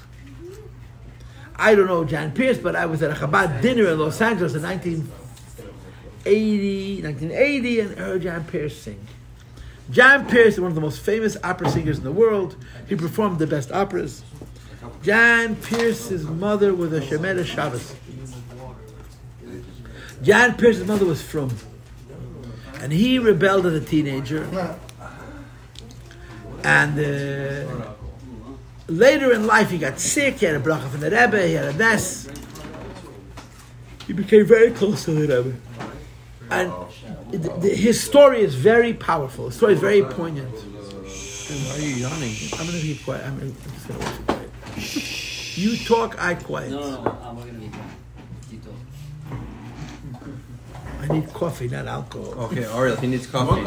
Ariel, he needs 3 tablespoons of coffee, no sugar. A little bit of water. I need poison. Ariel, make it. Not espresso, just do it express. Ariel has the machine. Anyway, the boy said, you will be quiet, I will proceed. You will talk, I will look at you. Chaim HaKodeš. Paltiel is into the Chaim HaKodeš right now. Where's he? He's out here. What's the Or Chaim's name? Ask him, he knows. I have no idea. There's only one rabbi. Oh, where is he? Where'd he go? Chaim Ben Attar. Who is that? Who's that? Or Chaim HaKodeš. It says about him in the Baal Shem Tov meeting that they would have brought Mashiach. Oh, yeah. If him and the Baal Shem Tov would have met, they would have brought Mashiach within 25 seconds. I reckon 20. So which one was Ant? I didn't meet the other one. Dovi.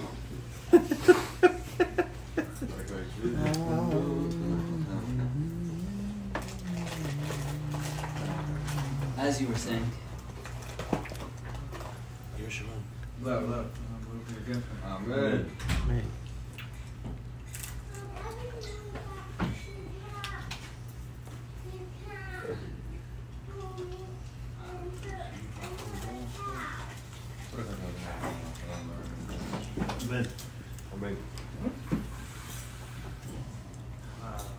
just making brachot.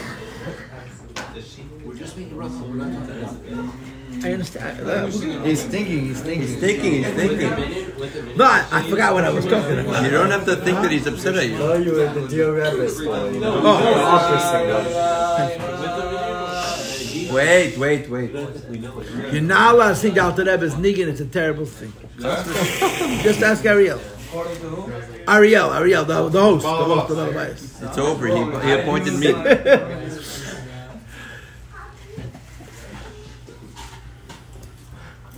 Dear Rebbe. This guy, Jan Pierce, his mother was religious. He was rebellious. He took the 1920s, 1930s. He describes in the book how he was arrested on a Shabbos. And his mother was so worried that he was going to get into a car. And he didn't care. The section on Jan Pierce is heart-wrenching.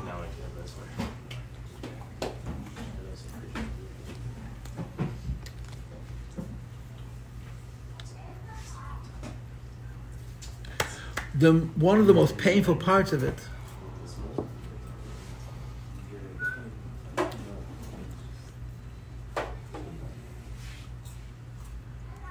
I'm not in a rush, but if you're going to talk, I will be quiet. It's simple. The Rebbe wrote him a letter that he should start keeping Shabbos. His wife read the letter, and he wrote the Rebbe a letter. She wrote the Rebbe a letter saying she started keeping Shabbos. She became frum because of the Rebbe. And she wrote to the Rebbe, I intercepted the letter you sent to my husband, and I will not give it to him. Because he's not ready to keep Shabbos. And if he's going to get this letter where you're demanding to keep Shabbos and I can't do it, it's going to destroy him. Oh. So she wrote to the Rebbe, she said to the Rebbe, I did not allow my husband to receive the letter because I'm keeping Shabbos. His whole career, he was an opera singer, it was Shabbos. It's a federal crime.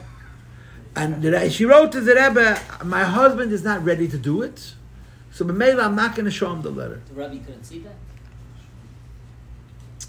Okay, save that for another occasion, please. In this section on Jan Pierce, there's a very painful story, and it's Pashat honest. And I have a video at home of Shlomo Schwartzy, telling that story from another angle. California. Yeah. Jan Pierce had a son who was married to a shiksa. He had goyish einiklach. And it killed him, it ate him up. In other words, he went through his I don't care about anything to I can't believe I was so stupid. He went through the regular, Jew. And he went into the Rebbe's room with Yechidus with a psura taiva that he hired the malamed for his goyish einiklach. His goyish children, he would teach them little Torah. And he told this to the Rebbe as a psura taiva. And the Rebbe said to him, what are you doing? Why are you confusing them? They're goyim. Let them be goyim. It was a dagger to the heart. It was mamash a dagger to the heart. But the Rebbe never lied. The Rebbe never lied. Shlomo Schwartz tells the story, and he adds that the next day, the Rebbe asked people to do interference. The Rebbe knew how deeply he hurt him. But the Rebbe didn't lie to him. The Rebbe said, they're goyim, let them be goyim. Let them be goyim. Don't. They're not Jews. You feel bad that your son married a goy, I appreciate that. But your grandchildren are goyim. Let them be. This is not a story by Yiddish Shemayim, it's a story about Emes. But it's two sides of the same coin. It's the same coin. It's two sides. So the point that I started making was that this guy Herbert Weiner asks the Rebbe, what's the secret to Lubavitcher's success? And the Rebbe says, no compromise. I mean, I grew up, I'm older than you. I'm older than everybody in this room, I think. You are? Except for you. I think you're older than me. I grew up at the Rebbe's feet. Menachem is younger than me. How old are you? I'm 59. Who's older? How old are you? He turned around. He said, Who's older? 59. You're 15, I'm same age. Okay. Heyo. 64? 54. Getting there. L'chaim. 3 times high. No way, you're doing good. The first letter the Rabbi sent about Shabbos, when did that initiate? It was later. He developed a relationship with the Rebbe. He became very close to the Rebbe. And the Rebbe pushed him. The Rebbe pushed him. Enough, keep Shabbos. But before his grandkids. Oh, I don't think so. You know his story, he had cancer, he was dying. And someone wrote a letter to the Rebbe gave him a bracha, he recovered. And he recognized the Ness. And he went into the Rebbe, became very close. He would never refuse a Chabad organization. He was like a world-renowned singer, and he was singing at Chabad dinners. Because he was Makeh Toiva. I was at a dinner where he sang. Because the Rebbe saved his life. But it wasn't just that the Rebbe made a Ness of his life. The Rebbe was in his life. And when you read this book, Dear Rebbe, you see the nuance of it. It's very complicated. It's very sensitive. It's very, very sensitive. It's painful. It's painful not because it hurts. It's painful because it's so emotional. It's so charged. You understand? It's a very charged story. Yeah, but he understood what the Rebbe was, even though he's doing all of these things. Yes. Crazy. Yeah. And his wife became a Shemoneh Shabbos. She became frum. And she told the Rebbe, my husband, he can't do it. What you're asking, he can't do. But the Rebbe pushed. The Rebbe always pushed. So what did he respond to that? Answered my question. I don't know. I don't know if the Rebbe responded. She told the Rebbe, I didn't give him the letter. The letter was addressed to him, not to her.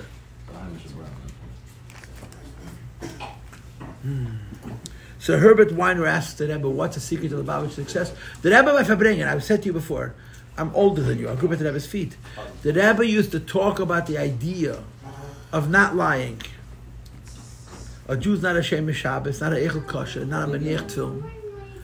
You tell him you should know the 613 mitzvahs. You're going to do one, but you should know the 613 of them. You don't say, there's only a couple because I don't want to burden them. You say the truth. And by the Rebbe, this was a nikir. The Rebbe wanted shluchim not to lie. The Rebbe wanted shluchim to say the truth of Torah and then say to the person, you're not ready to do it, don't do it. But the Torah doesn't change. There's a story with Schwartzy. It's a crazy story. There was a very, very successful entertainer, an actor or a musician, one of the most famous people in the world. And he was marrying a Jewish girl, which was like a big deal. And Shlomo was going to be the Messiah the Kedushin. Now, because of hall complications, they scheduled the wedding during Sfira. How big an Aveda is it to get married during Sfira? I'm asking you. It's not that big. Bail Depends when. Depends. Oh, do me a favor. The point is, Shlomo Schwartz got this extremely prominent, very I don't know who he was, to marry a Jew. So they get married during Sfira. Mele. It's so unimportant. The guy made a terrible mistake. What was his mistake? You know what his mistake was? He showed up by dollars with his collar. He came with his collar, and he introduced himself to the Rebbe, and he said to the Rebbe, I'm marrying a Jewish girl. When is my wedding? Wedding is such and such a date. And the Rebbe says, I don't understand. It's Sfira. So he tells the Rebbe, Rabbi Schwartz is my rabbi. He says, tell Rabbi Schwartz that I said you're not allowed to get married on this and this date. You know what it meant for Shlomo Schwartz to get this guy to B'chal Tav Chubah v'Kedushin? And the Rebbe makes believe he doesn't understand. The Rebbe didn't understand. Of course he did. The Rebbe understood exactly who this man was. And Schwartz, he had to think 1,000 ways to make his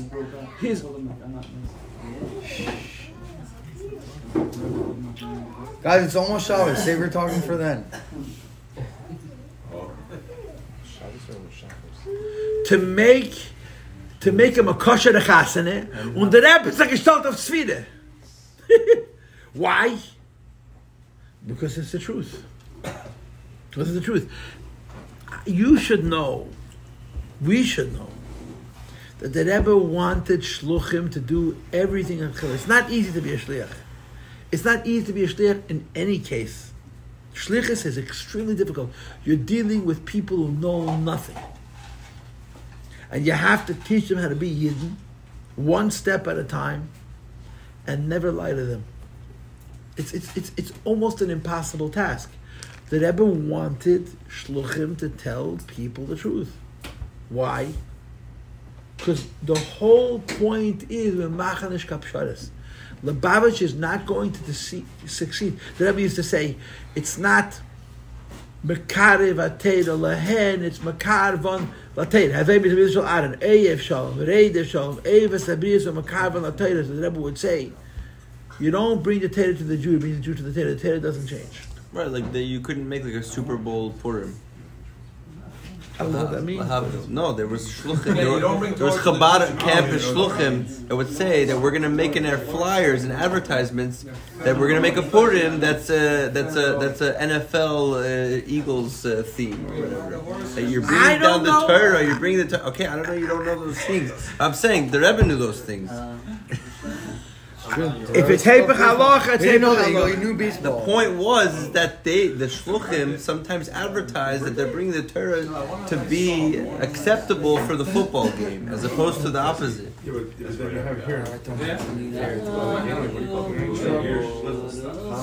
It all revolved around the football game, as opposed to vice versa.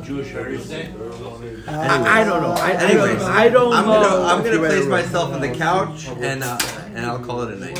No, don't do that. Ariel, come here. We have not sung the Alter Rebbe's Nigget. You're going to say right here. Let's go.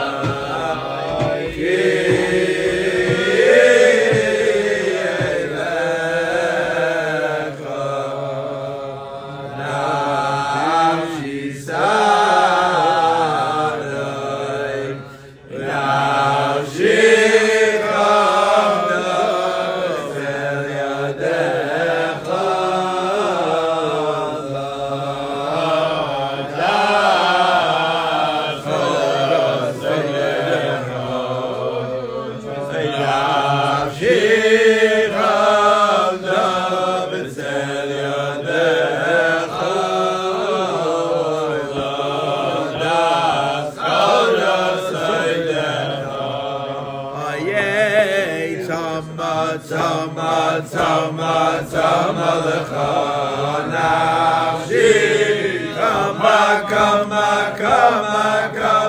kama lecha b'sari. Hey, sama lecha nafshi. Kama lecha b'sari.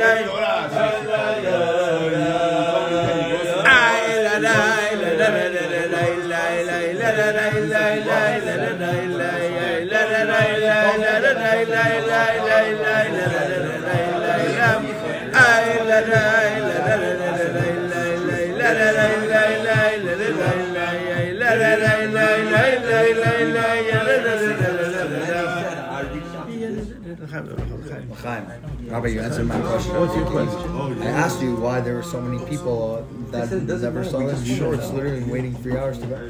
So you answered it before with what you were saying before. You said people just, they understand. That's it. You just need to understand. It's a deep level. My brother is actually in California. I was there. I flew from 6 to 6. To be with Rebbe. Yeah, Tammuz. My brother is in California.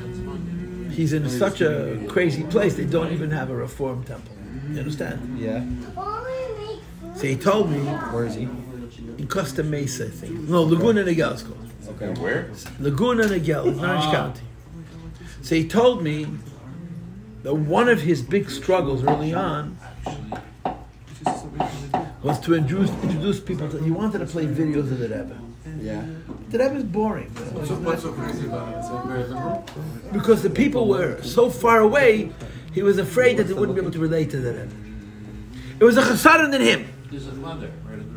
Bottom line is, he's put on a video of the Rebbe, and the people fell in love with the Rebbe. That's my brother. Mandy Paltiel is my brother. They fell in love with the Rebbe, and he realized what a mistake it was. That the people we put on the Rebbe, they would sit and watch. It didn't matter what he put on. The people wanted the Rebbe, and he felt that the people had this understanding that when you show them the video of the Rebbe, there's something so true about it. They don't want anybody in between. You know what I'm saying? So there's a story that I heard the story at the time, but now the story's been made very public, where a very, very prominent Chabad speaker came to the place to give a speech. And in the middle of his speech, a guy in the back of the room interrupts him and says, "Rabbi, you're a brilliant speaker, but you got to get out of the way. We want to hear the Rebbe. You got to get out of the way. We want to hear the Rebbe." And there's a story behind it, which I heard at the time. What's his story? This guy's a nudnik. He's a professional nudnik. And part of his nudnakos is, if he hears any place in America that there's a clergy of any religion that's considered prominent, he goes and he gets under his skin. He made it his business to undermine all improminent religious leaders. How he would show up. He would stand right in front of the guy, he would stare into his face, and he'd unnerve him. So in the 1980s, this guy heard about the Rebbe. So he came to 770. He came early on a front row seat. He's going to teach the Rebbe a lesson, you know what I'm saying? Anyway, the Rebbe comes into Shul, he dav his minchi, dav his ma'ariv. He turns around to speak, and this guy starts staring at the Rebbe. He's looking at him, and the Rebbe looks in his direction. As soon as the Rebbe looks in his direction, what did he do? He looked away. You could not make eye contact with the Rebbe. I know this for a fact. I've seen those eyes. They were fire. They looked straight through you. And he says to himself, my whole purpose of being here is to stare this guy down. I can't look at him. So he starts staring at the Rebbe again. And the Rebbe is looking around the room. The Rebbe makes eye contact with him. He looks away again. Anyway, it didn't take him long to figure out that this is the real deal. You know, you can, for Chepezech, with this rabbi, with this Lahav, with this Galach, he realized that the Rebbe is different. He was involved in Chabad of Malibu. And when this rabbi goes up and he's making his speech, he says, listen, you're a great speaker, but we're not interested in you. We want to hear the Rebbe. If you speak the Rebbe's words, good. Then get out of the way. I know this from Bocharim. I know this from Bocharim. I teach Bocharim. I teach boys, I teach girls, who were all born 10 years, 12 years, 13. I mean, the oldest boys were born 10 years after Gimel Tammuz. They're 20 years old. Gimel Tammuz is 31 years ago to Ben Shalom. And all of them have the same Nekuda. Don't tell me what the Rebbe said, I know myself. They don't want their teachers' help. Why? Because teachers are a bunch of clippers. There's videos, there's audio, there's text. And when you come to one of those kids and you try to sell him your version of the Rebbe, the kid says, do me a favor. I got the Rebbe figured out by myself. I don't need your help. It's an unspoken truth. The Bachrim and the girls don't want us to help them. Why? Because they want to get an unadulterated Rebbe. They want to get the Rebbe as the Rebbe is. They don't want to get a politically correct version. And they tell their teacher, they tell me, I didn't ask you. You know, I always tell the same story. I have the speeches already repeated 15 times. The Beis Yisrael of Ger was very close to the Rebbe, the Ger Rebbe. He never met the Rebbe, they were very close.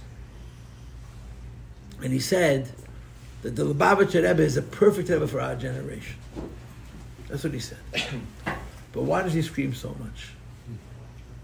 Why does he scream so much? This comment of the Ger Rebbe made its way back to the Rebbe, and the Rebbe said, when he asked the question, why does he scream so much? So the Rebbe said, Ich schrei, at the Bochrim sollen mir hören. Als Emische wird sagen, als habe ich das nicht gesagt, weil die Bochrim sagen, als ich habe das ja gesagt. I scream, not so that you hear me in the Knesset.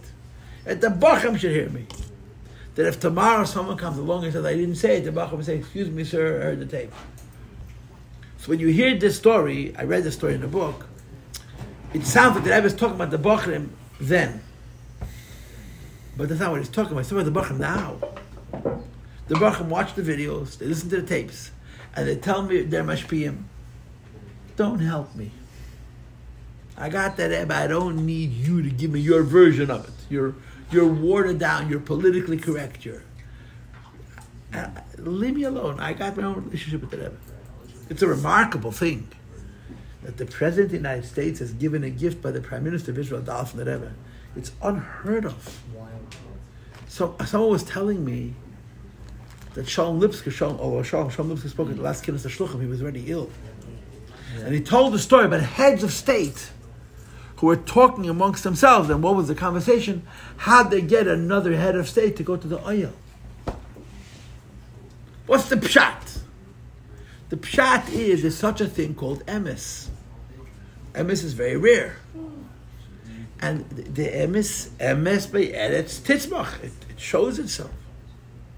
And this Bibi gave the Rebbe $1. He gave the president $1 and a mezuzah. It's just so interesting. It's shaped as a B2. Shaped as a B2, but the point is it's a mezuzah. I told the stories last night to Chev. I told a story that there was a Lubavitcher young man who had a partner who was very rich. And this very rich partner was not from, and his daughter was sick, she was dying. And he told him, do not write to the Rebbe, because I know if I write to the Rebbe is going to make deals with me, I don't make no deals. And his daughter was getting sicker and sicker and sicker, so this Lubavitcher decided he'd write to the Rebbe anyway, without his permission. He wrote to the Rebbe, and the answer that the Rebbe gave the Shliach was, tell this very rich secular Jew that he should register his daughter in Beis Yankov. He didn't say in some kind of a modern Orthodox school, Beis Yankov. So he goes over to this rich guy, and he knows that this is the end of his partnership. He told him specifically not to ask the Rebbe. He says, listen, you told me not to ask the Rebbe. I asked the Rebbe anyway. The Rebbe said you should register your daughter in Beis Yaakov. So this Freie Yid who told him not to ask the Rebbe, the next day went and registered his daughter in the Beis Yaakov, and she recovered. And the partnership stayed. So he got very excited, this chassid, and he came running to the Rebbe, told the Rebbe, the Pesura Teva, that the guy listened, and he put his daughter in the Beis Yaakov. The Rebbe said, that's not the Nes. The Nes is that you gave the message. The Nes is that, not that Trump was giving $1 to Rebbe, that Bibi gave him $1. Bibi is not a Shem Terah Mitzvah. The Prime Minister of Argentina is a guy, brings him a photo of the Rebbe with him, and he starts to talk about the Rebbe. I am very skeptical, Bibi is not Mashiach. Trump is not Mashiach. A hybrid of Bibi and Trump is Mashiach is a from Yid. Eisig B'Teira, Eisig B'Teira, Hege B'Teira, Eisig B'Mitzvah David Aviv. K'vi Sheteira Sheb'Ksav Tesh B'Alpeh. Mashiach is a from Yid, V'Yochem Melchemes Hashem Yinatzech. V'Yochem Kol Yisrael Lech V'Chazik Bitko. V'Yochem Melchemes Hashem Yinatzech. Mashiach is a from Yid. There's not the Messiah. But this whole Tnuah, we're going to the oil. It's not about the oil. The Rebbe is not about the Rebbe. The Rebbe is about us. It's about God. It's about God. Now, I don't know what's going to happen tomorrow, but what we're seeing today is clearly messianic. It's Mashiachdik. It's Mashiachdik. And what's the Nakuda? It's not watered down. It's not diluted. It's not politically correcticized. So and so should be happy, or so and so should be happy. It's just the unadulterated truth. How does that translate for us? That translates for us, like the Rebbe told Herbert Weiner, Lubavitcher Hasidim don't compromise. Kosher is kosher. L'chatchil not b'di'evet. I'm a little late in the game. I was born in 1965. But I've been around the Bible my whole life, and I've spoken to many people. I told the story last night. I don't want to repeat the same stories.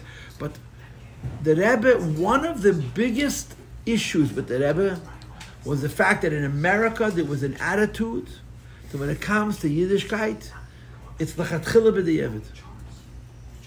L'chatchila b'di'evet means from the outset you're careful not to be too religious. And the Rebbe wanted to make a b'di'evet l'chatchila. You do a mitzvah that God said without compromise. One of the Simpsons got married. And the Rebbe went to the hall. This is 1951. They went to the hall beside the Kedusha. And they had what was called the chuppah room. We open up the deck and a chuppah room. They come to the hall. The Rebbe comes to the hall and they tell the Rebbe that the mechanism that opens up the roof is broken. So you can have the chuppah room, but it's not going to be tachas kippas hashamayim. So the Rebbe says, okay, we'll make the chuppah on the sidewalk. Yo, whisper lower, bro. Please. So the Rebbe says, let's make the chuppah on the sidewalk. So the Mechatonim tell the Rebbe, no, we have no permit. Some bacharel ran over to the owner of the hotel, that was a guy, and asked him if he minds if they make the chuppah on the street. He said, go right ahead. So the Mechatonim was saying to the Rebbe, no, we can't do it, we have no permit. This bacharel runs back here, I got permission from the owner to make it. So the Rebbe laughs and he says, often goyat min schnell gepayt. The guy was convinced right away. The shayla is us. I am telling you that this is Yud Beis Tammuz. There's 1,000 shades to the story of Yud Beis Tammuz. The Rebbe wanted Lubavitcher Hasidim to concern himself with every Jew in the world, but not by making themselves less. The same chassid who learned to tempt the Tmimim, who didn't know what's going on in the world, goes out into the streets and Makar of a Yid. But the standards don't change. The principles don't. The Yiras Shamayim doesn't change. And you will see that Rebbe is going to be Matzliach. If not with me, with you. If not with you, with your kids. The Rebbe is going to create a Yid who goes out into the modern world, and he's not modern. He owns the modern world. He's not afraid of the modern world. He's not afraid of technology. And in his personal life, he's a battling like Meshke Gurkov. Why? Because that's a Yid. Das ist a Yid. I believe that this is a Yud-based Tammuz sliver.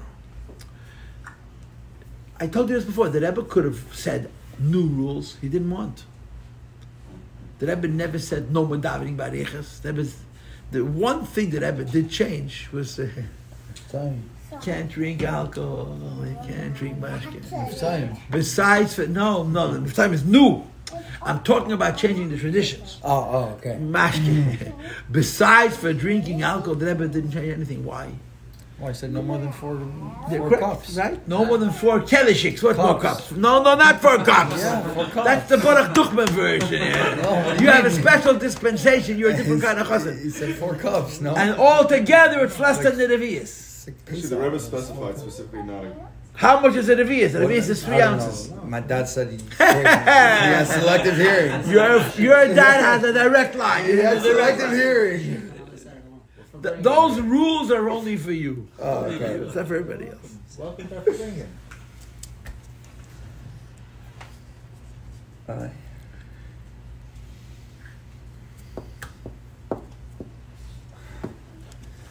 And this is our challenge. Our challenge is to appreciate the fact that there's nothing modern about Lubavitch. Lubavitch is the epitome of modernness, but we're not modern. How could that both be? You're modern because of your work, but you're a chassid. And we struggle with this. A lot of us tell ourselves, that to be a good Lubavitcher, you have to understand the world. To be a good Lubavitcher, you have to fight with the world. The only way to be a chassid is to fight with the world. So you basically from Chassidus. Chassidus is a man from the Rebbe Rashab, where the Rebbe Rashab talks about Mirma. You know the story of Mirma? Yankov tricks Yitzchak and takes the brach. Yeah. Whose fault was it? But he didn't trick him. He just sold him soup because he was hungry. Whose fault was it? What do you mean? It was Esau. Whose fault was it? Esau's. His mother. Rivka. The woman. Just blame it on the women and we're good. Oh, okay, bro. Now I can go. Now I can go. She said to him, I'll take the curse that you do what I tell you. So there's a whole chassidus on this mirma, whole chassidus on this mirma. And I'm going to give a mashal where you're walking with another person in the wilderness and you want to rip him off. So you're friends with him. You schmooze, you hang out, you wait when the time is right, and then you jump on him. You don't jump on the middle of the city, you wait till there's nobody else around. Yeah. The Milchama b'Yesteva the Yetzirah involves mirmo. You act like this world, you look like this world, but you're not from this world. This is one of the most famous Hasidic maises. All the Hasidic Rebbes tell the story. Once upon a time, the story happened 1,000 times, and the story never happened. Once upon a time, there was a Hasidic Rebbe whose name was, finish the sentence. He had a lot of followers who were all broke. He had one chassid with a lot of money. And the chassid with a lot of money paid the bills. And the chassid with a lot of money, his name was, fill in the blank. Chaim Shmer. He traveled a lot for business. And he had all kinds of people. He made lots and lots of money, and he gave his money to the Rebbe. Problem was, part of his travels was to travel to Western Europe. And he wore a kapota down to his ankles, like the Polish, And he looked like a Batlan from Eastern Europe. And he felt very self-conscious.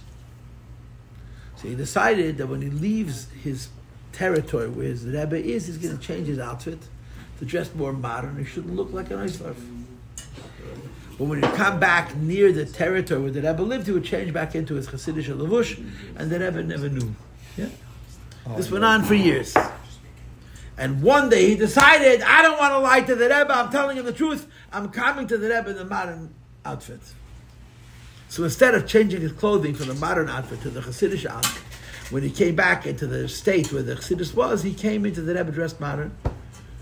The whole city was screaming and shouting, who's this guy?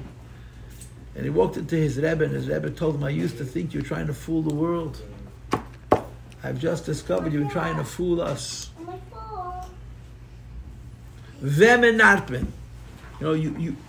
You play a game to Makadava Yid to Yiddishkeit, but whom are you fooling? The mirm is on which side? This speaks to principle, ikaron. Shluchim can only succeed if they appreciate that they're fighting with the world. If you think you can get along with the world, you become a part of the world. To become part of the world, for lack of words, you become a part of the problem, you don't become part of the solution. Shluchim fight, and they fight because they're chassidim. Some of us do it better, some of us don't do it as well. The Rebbe wird sein zu ausführen. The Rebbe is going to have a generation of Lubavitchers who are out in the world with all that implies, and their values are going to be old-fashioned.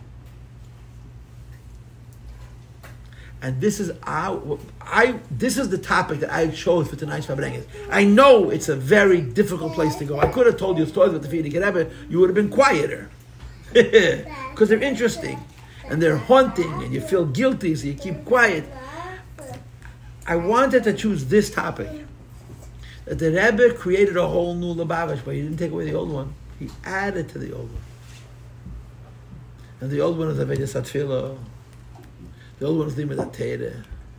And the old one is Yiddish, Shema, Yimon, Psharas. Rabbi Korf just died, you know that? Rabbi Korf just died. So one of the stories that's going around, I heard the story when I was here last, is that he got involved in Kashrus in the 60s.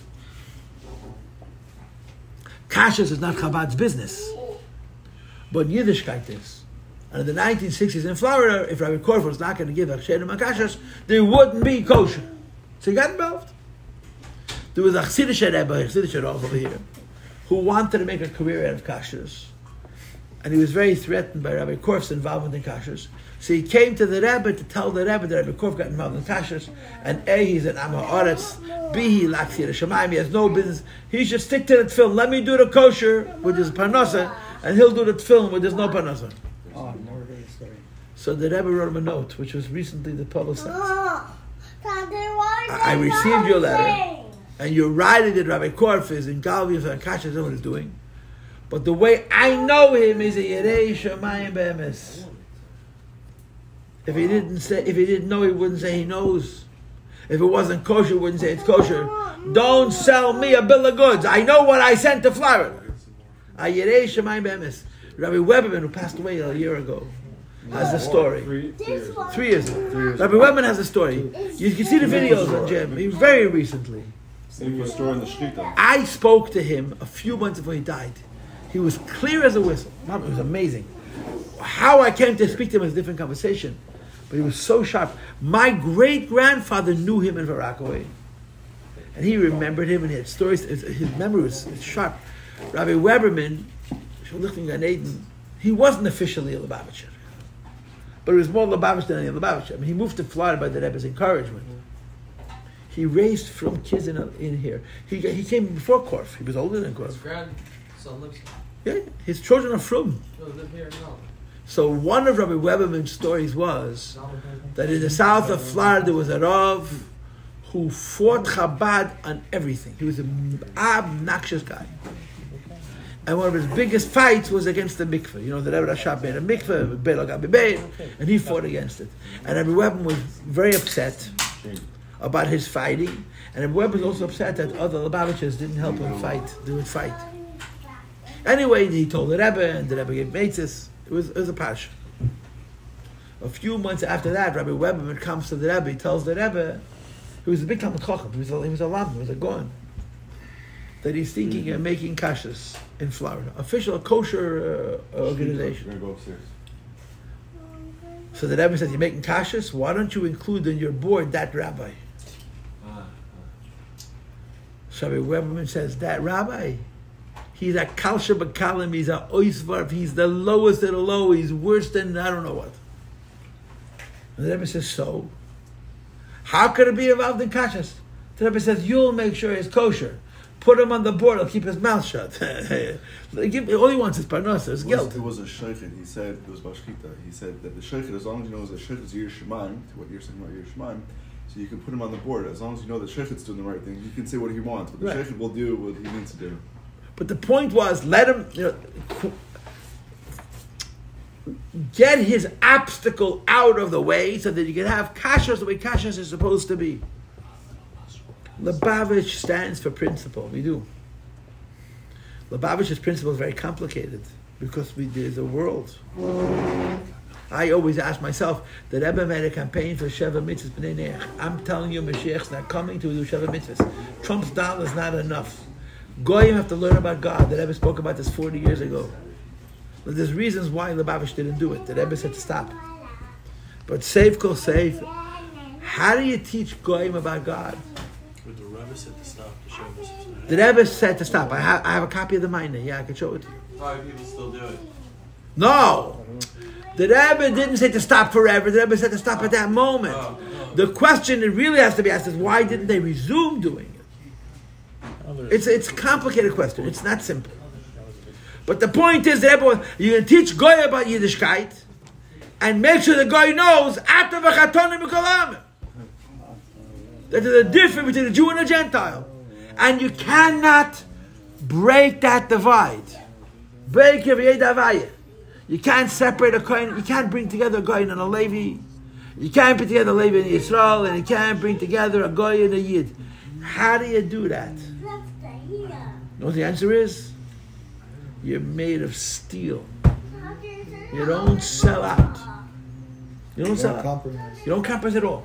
And in Avodah, we know what that means. In our lives, we all know what that means. Even Newman, who's completed the Shas one whole time, and is working on 54 times more in Mitzvah Hashem. Why not? If we're exaggerating, might as well make a big number. It's wearing. I'm so good, a great good man. L'chaim Newman.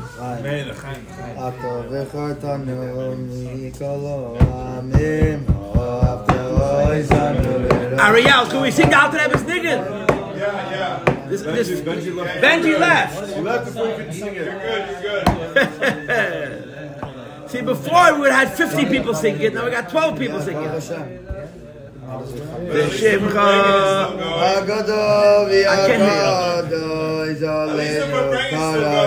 the Farbrengen would not have stopped.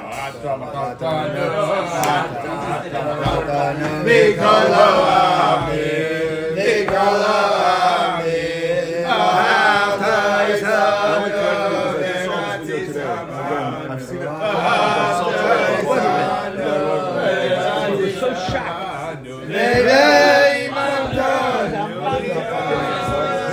As it ever said, that's the reason. You don't agree with him on one thing, but there's different things about these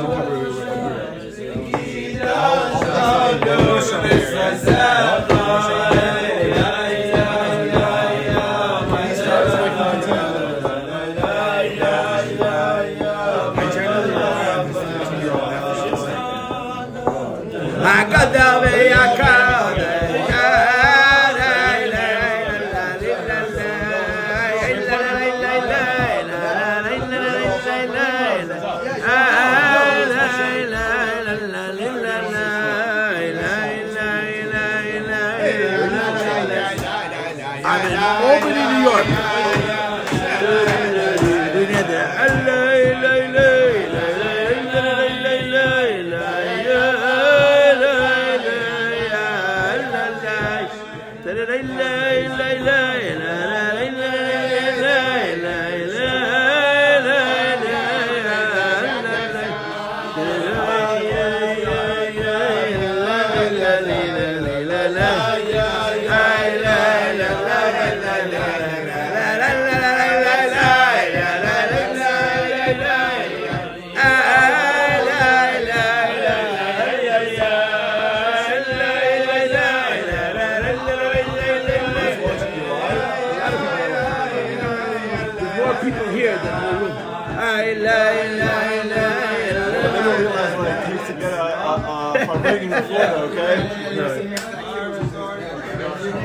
Okay, my wife corrected me. There's 8,000 Jews in Iran today. That's what it was. There's what? There's people watching. My wife corrected me. 8,000 Jews.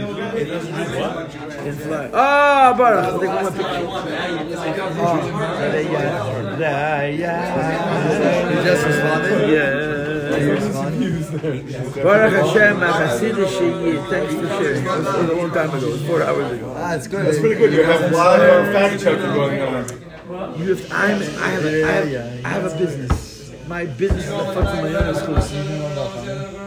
You know about my website? Yeah, of course. Okay, now that we're bringing it over. I'm going to say it after, don't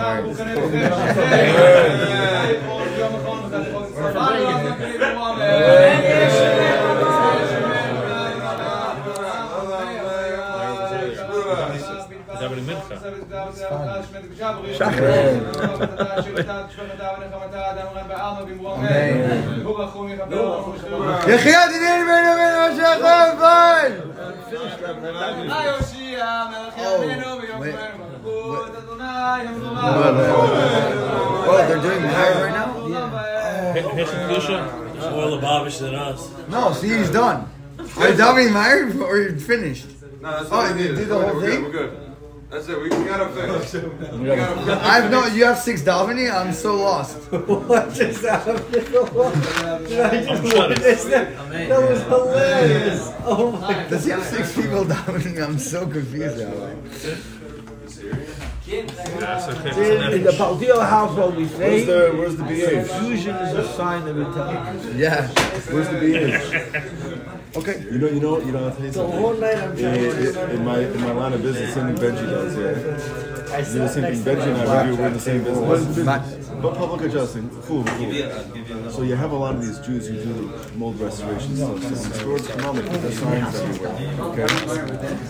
Now that it says like free mold, inspection.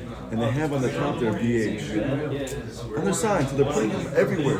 So you have a few different companies putting their signs everywhere, but they all have BH on them. Why? Because they're all Jews. Their signs, they're yard signs. So the Goyim came up with the whole thing. They're all colluding with each other. How do they know? Because they all have BH on them. Which they're all making what do you call it, theories, conspiracy theories, because the Jews all have BH on their cards. They have BH on your cards. So it could become part of the conspiracy theory. Very good. You can keep it. I know you're about to say. You want your story? Tell me, I'm listening. My dad, one time went to cash a check and they wouldn't cash it. They thought it was fake because it didn't say BH or BSD on it. Really? Yeah.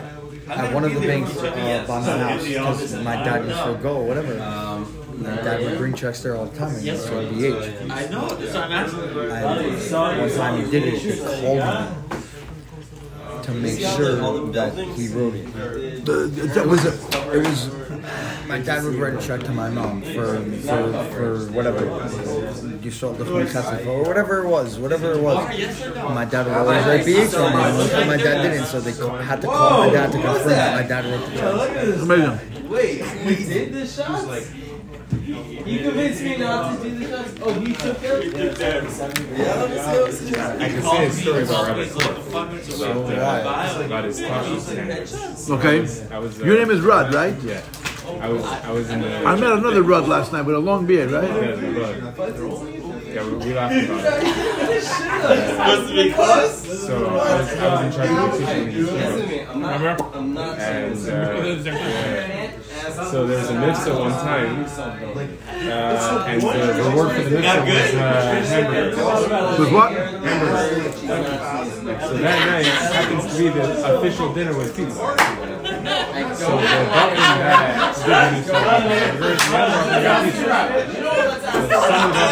ended up eating in the hall. Some butler ended up eating in the cafeteria. And we also had chicken soup. A big at least the best chicken soup. And this other butler that helped me was from Ukraine. Ukrainian bucker, and he carries the pot to the zal. And there's bro from eating pizza, and they're like, oh no, you're supposed to bring it to the cafeteria. So he brings it to the cafeteria, and Rabbi is there. He says, what are you doing? There's bro from eating pizza here. You have to bring it to the zal. He's like, I was just there. He puts it down. He's like, no, yeah. They start arguing with each other. And the buck is Ukrainian, right? The corpse is Ukrainian. So, arguing in English. Slams the table. Go back to Rasha. Tells the He's like, it's kosher. they're arguing back and forth. I was like, and he wasn't so old apparently, but he seemed very old. Take it back. Everything's still there. You know, with their own table, so it shouldn't be a problem. But Rabbi Korf wouldn't have it. I mean, the pathway in Zal where the matzah was getting carried through was locked. Yeah. Had to be waterproof. The other thing is, he would make me check the boiled eggs for blood spots. Not everybody does that. Yeah, with the white eggs. Because it's already removed from where it came from. I was wondering why. Ask Rabbi Shapiro, what happens if there's a piece of white that's missing? I don't know. It was in the conference. You checked every egg? Did you? As best as I could. So the Bacham got broken open eggs. Yeah. No. If it wasn't peeled, no, I'm saying if it was an egg salad, I checked it. Okay, If it wasn't peeled, you have to check yourself. You didn't peel it for us and check it for us? Rabbi, are you still live?